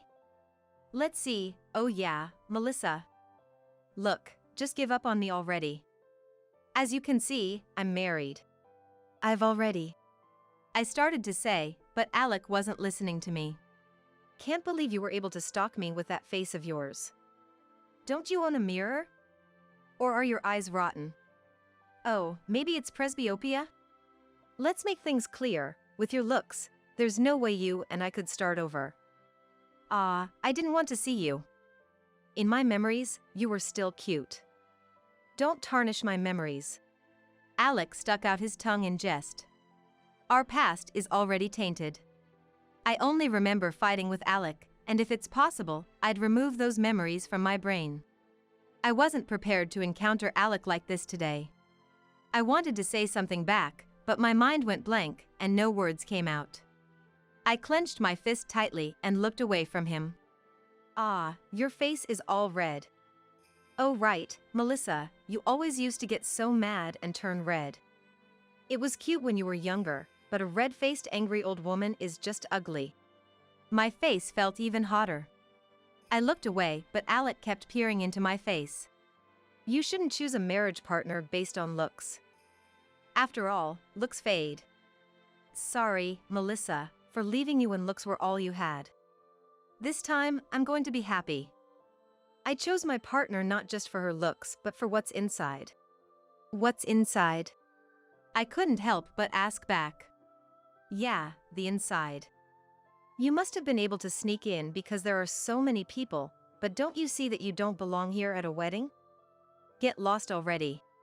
He gestured as if he was shooing a dog away. But Again, Alec didn't listen to my words. Stop it. If you keep disrupting the wedding, I'll call the police. What you're doing is called stalking. But, do you like me that much? If so, you should have come out in the open, and I might have considered you as an affair partner. Trying to crash my wedding is just too disappointing. Alec was loquacious, not giving me a chance to interject. He's always been talkative, but now he seemed overly excited. Breathing roughly, he finished speaking to me. What are you? A stalker or something? You disgust me. Go home already. I came here to celebrate the happily grinning bride and groom. I'm certainly not Alec's stalker. But I didn't feel like clearing up Alec's misunderstanding. Fine, I'll leave. Past anger and the confusion of suddenly encountering Alec just disappeared, and I answered emotionlessly. I had my bag with me, so I decided to leave without returning to the reception. I turned my back and Alec waved at me. Bye-bye. I turned around and asked one last question. You chose her for what's inside? Alec smirked nastily and nodded deeply. Yeah. She's really the best. There's no way you could compete. Is that so? Hearing just that, I walked away from Alec. The wedding venue was on a small hill. Surrounded by the clear sky and the sea, it was a beautiful location with no buildings around. However, it's hard to return to town without a car. I had planned to call Stuart for a pickup in a few hours, so I explained the situation to him. While waiting for Stuart, I sat on a bench outside the venue, quietly looking at the sky. Stuart was with Leon in a nearby park, so it would take some time for him to arrive. I had woken up early today, got ready, and even had my hair done at the salon. Alec laughed at me for looking older, but my son, Leon, told me I looked cute. I was so upset over the treatment Alec had given me, after putting so much effort into looking nice. 30 minutes had passed since I left the venue. I thought it was Stuart calling when my mobile phone rang, but the screen strangely showed Alec. My finger froze as I was about to press the call button. I hadn't been in contact with him at all since the divorce, so I hadn't even thought about his name still being in my phone book. I definitely didn't want to deal with Alec, so I decided to ignore the call. But the phone kept ringing. After about 3 rings, it stopped, only to start ringing again without a pause. What's this? Does he still have something to complain about? In no time, the missed calls had piled up to dozens. At this point, it's hard to tell who the stalker is. Checking my call history, I realized a colleague from work had also called. Interrupted by Alec's incessant ringing, it was resulting in a missed call notification. While fiddling with my phone, scared of accidentally making a call, I noticed a message from my colleague amidst the missed calls and managed to check it. The candle service. It seems the bride, Chanel, is upset because of my absence. The candle service was one of Chanel's special requests. She had tried to gather all the guests who had stepped out for a toilet break or a smoke, causing a small commotion when I didn't return. I had messaged my colleague that I had to leave due to an emergency, but I could imagine Chanel wouldn't be satisfied with that explanation. The voicemail Alec left was, "I thought you were stalking me. If you were really a guest, you could have just said so. I'm not mad, so just come back already. It'd be a waste not to eat the cake." The condescending tone of his hurried message made me even less inclined to return. What a hassle. With hundreds of people there, it wouldn't matter if I was missing. I vented my true feelings, thinking no one was around. Then, a car pulled into the parking lot. To my surprise, a woman in a pure white dress got out of the driver's seat. She looked exactly like a bride. Normally, brides get ready at the venue, so this was clearly unusual. I couldn't help but stare at her. Noticing my gaze, the woman gave me a kind smile. "Thank you for attending our wedding today." What? Misunderstanding, I forced a smile and explained. "Oh, I'm a colleague of the bride currently at the reception. Are you about to have your ceremony?" Lovely dress. Thank you. I've been looking forward to this day. Congratulations. Despite the pleasant atmosphere, I felt a sense of unease. I remembered Chanel bragging various things about the wedding. How she requested the highest quality catering, a dress by a famous designer. Her bragging wouldn't end and our break times were completely consumed by those topics. And one of them was the exclusive booking of the wedding venue. Normally, up to 6 couples could hold their ceremonies in a day. However, Chanel insisted on having her special day all to herself. I wondered if the woman had gotten the date wrong. The happily-looking woman confided a secret, saying, "Actually." Hearing this, I headed back to the venue I had just been kicked out of. It seemed like it would be more entertaining than any special performance. At the entrance of the banquet hall, Alec and Chanel were having an argument. Noticing me, Alec hurried over. "I've been waiting for you forever." Chanel, having been informed by Alec, glared at me. "So you know Alec? I heard you used to like him and followed him around. Saying you can't celebrate the marriage of someone you used to like and leaving? That's something middle or high schoolers would do. How inconsiderate." "Chanel, it was Alec who told me to leave. Don't be annoying. Can you not call my husband by his first name?" Alec avoided my gaze as soon as I looked at him. As if a casual lie could cover the truth. Right, I should have been more considerate. After all, Alec and I divorced over 10 years ago. "Excuse me? What did you say?" Chanel tilted her head in confusion. Obviously, Alec hadn't shared any inconvenient truths with her. Alec tried to silence me, but I spoke up anyway. "What do you mean?" "Alec and I were married." Chanel's eyes widened in shock. Alec, sensing danger, shrank back like a scared kitten. "What? You used to be married? I didn't know about this. Unbelievable." Before the wedding, Chanel often spoke about her ideal partner. "Someone with fair skin, a model-like face, who would grant all my wishes like a prince. And of course, he has to be utterly devoted to me." A wish list that seemed pulled straight from a fairy tale. I had heard she had dated twice in the past, but she broke up with them because they merely glanced at another girl, screaming betrayal at the slightest provocation. She would never accept a history of divorce. Then Chanel, giddy with the notion of having found her Prince Charming, had married Alec after a brief courtship. It was Chanel's mistake for not looking into him more, despite her usual insistence on details. Alec hurried to cover up. "Chanel, it's not what you think. I did marry her, but it was a youthful mistake. A folly of youth, you know? And to prove it, we split up after about a year." He tried to put his arm around Chanel's shoulder, only to be shrugged off. "I had pretty much forgotten she existed, and now I'm all about you, Chanel. It's actually her who's been bothering me. She kept staring at me during the ceremony, and it was really creepy. Come on, Chanel, Melissa is the annoying one. You know I wouldn't be interested in someone like her. Trust me." Chanel's lips were clenched so tightly that they bled. She seemed to be holding back her anger. I get it, Melissa is the annoying one. I mean, you knew it was Alec as soon as you saw the invitation, right? Did you dress up all fancy because you thought you'd see Alec? Talk about creepy. Thinking there might be a chance? I had become the common enemy of Alec and Chanel. By berating me, Chanel seemed to have felt better and snuggled up to Alec artificially. She's my stalker. Probably got mad knowing I was getting married. Lately, she's been following me around. It's been truly creepy. It was too much not matter how much she likes me.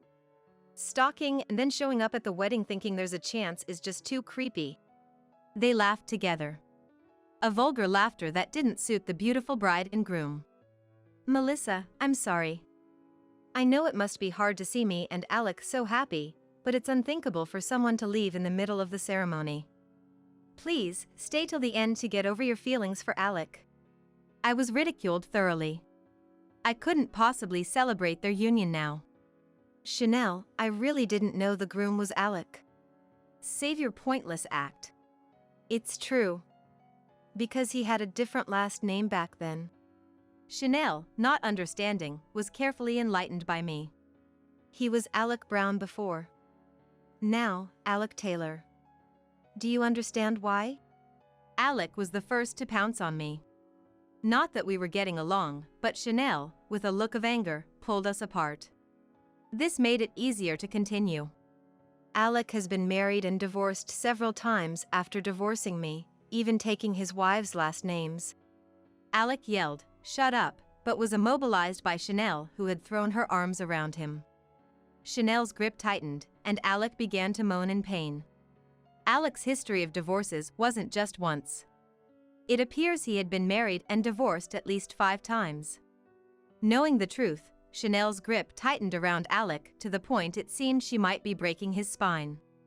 Alec couldn't even make a sound.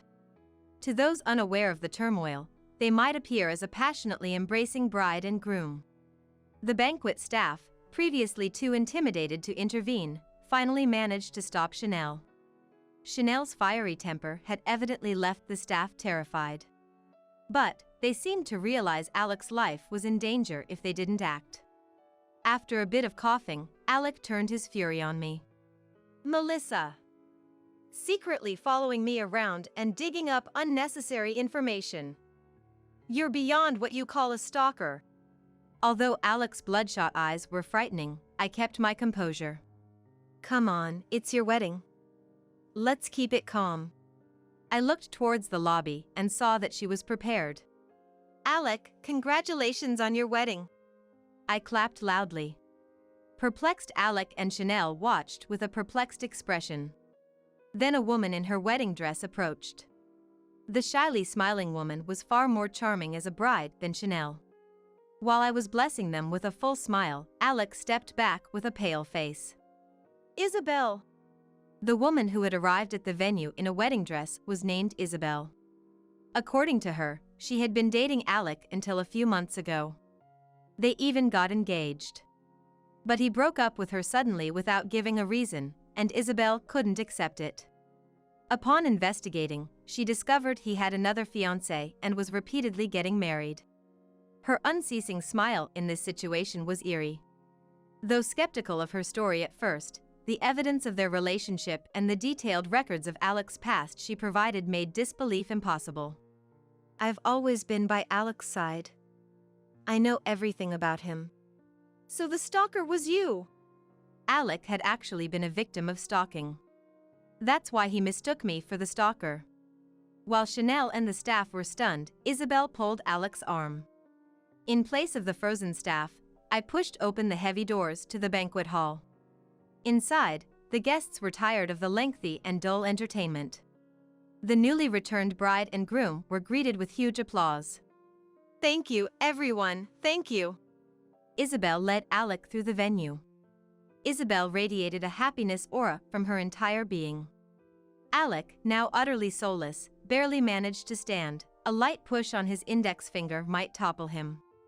Gradually, the applause thinned, and the room grew so quiet you wouldn't think it held hundreds of guests.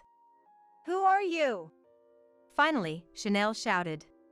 Lifting her dress, she stormed towards Isabel. A beautiful bride and an ugly bride faced off. I was the one promised to marry Alec. Chanel pulled on Alec's right arm, while Isabel clung to his left. Lies.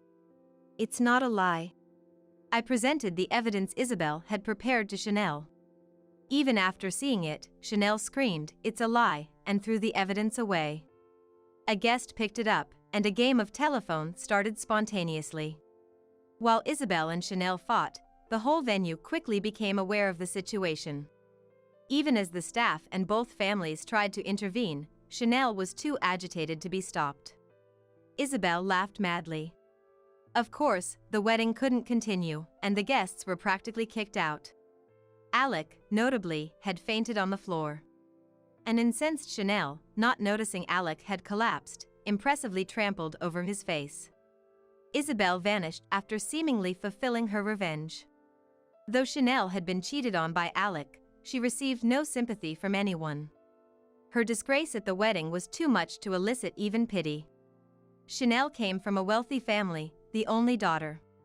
She dropped out of college and couldn't keep a job, so she was introduced to work at my company. Her only computer skill was internet browsing. Ignoring her simple tasks, she would bother us, busy with our work, endlessly bragging and complaining. A perfect example of self-centeredness. The forced attendance at her wedding, and our lack of fondness for her from the start, made sympathy impossible. Even Chanel's parents weren't on her side. Apparently, many guests were business contacts of her parents, who were furious at being embarrassed by her. Honestly, at least her parents could have defended her. But like Chanel, they must prioritize themselves above all. Like Chanel, they must prioritize themselves above all. Ironically, Alec should be thankful for the outcome, given he was supposed to be beaten up by Chanel. Yet for some reason, Alec showed up at my house, accusing me of stalking, when now it seemed he was the stalker. It's your fault. You past women ruined the wedding. Despite everything that happened, Alec is living with Chanel as planned, and yet he's complaining. You're happy you're married to Chanel, aren't you? No way.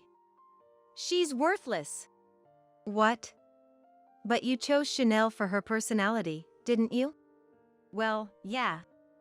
I overlooked her looks and chose her for her wealth. That's a quality, right? Her family is well known around here for being rich. But if her family's money isn't coming in because she's estranged from them, there's no point in being with her. That's what I thought. I wondered if two self-centered people might get along, but normally, they'd clash. Alec was just pretending to be a prince, hiding his true self. He often complained about how boring the countryside was during our marriage, but he mentioned one good thing about it. The culture of respecting men still existed. Indeed, Alec was treated as an honored guest at my family's home, so he got carried away. Moreover, he said rural women are simple. He hasn't grown in over a decade. No matter how much anger I show, he comes begging to me with a completely changed attitude. Melissa, do something. She's put GPS on my phone because she suspects me of cheating, and I'm locked up at home when I'm not at work. Actually, she quit her job and has time, so she follows me around and watches me sometimes. It's crazy, right? That's crazy. Right? She's the one who's crazy. But it can't be helped. Alec, you would cheat right away if she didn't do that, wouldn't you? It's natural for him to be suspected, as he has no credibility. Alec plays the victim, but he is undoubtedly the perpetrator. I can't even take a breather, let alone cheat. I hate this. I want to escape. Melissa, help me. Alec is nothing but a blemish on my life. Even his attempts to evoke pity is just repulsive. Just as I was getting fed up, a screech like a beast's cry echoed from afar. However, the source of the cry, charging like a gorilla, was Chanel. What are you doing here? How? You were out and I even left my phone at home. Chanel pushed the pale-faced Alec aside and whispered a warning to me. The GPS is also in his wallet and on his keychain, so I'm always watching him. Don't even think about stealing my husband. I could imagine Alec wanting to cry over such suffocating living conditions. Still, I have no sympathy for a habitual cheater. I wouldn't steal him. Be happy with Alec.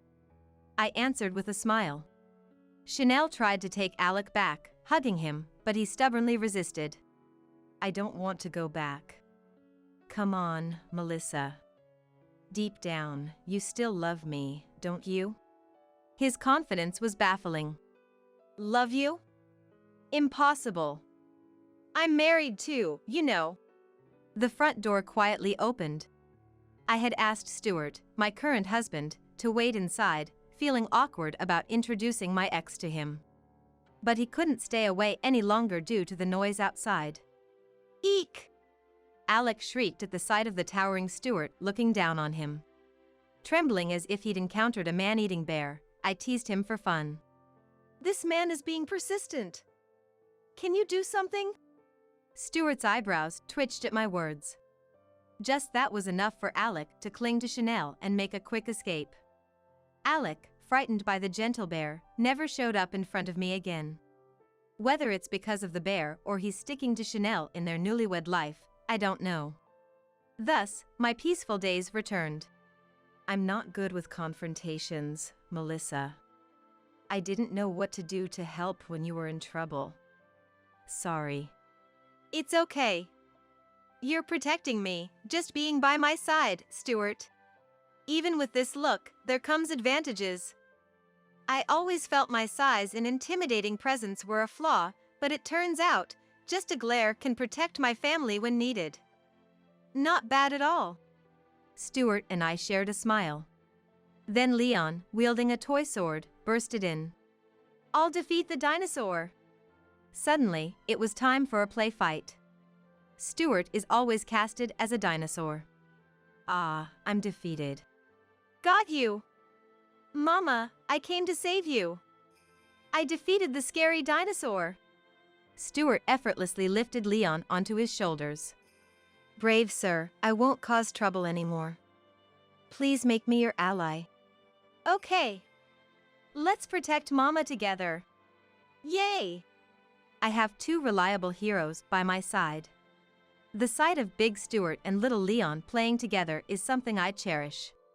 I want to protect this simple daily happiness.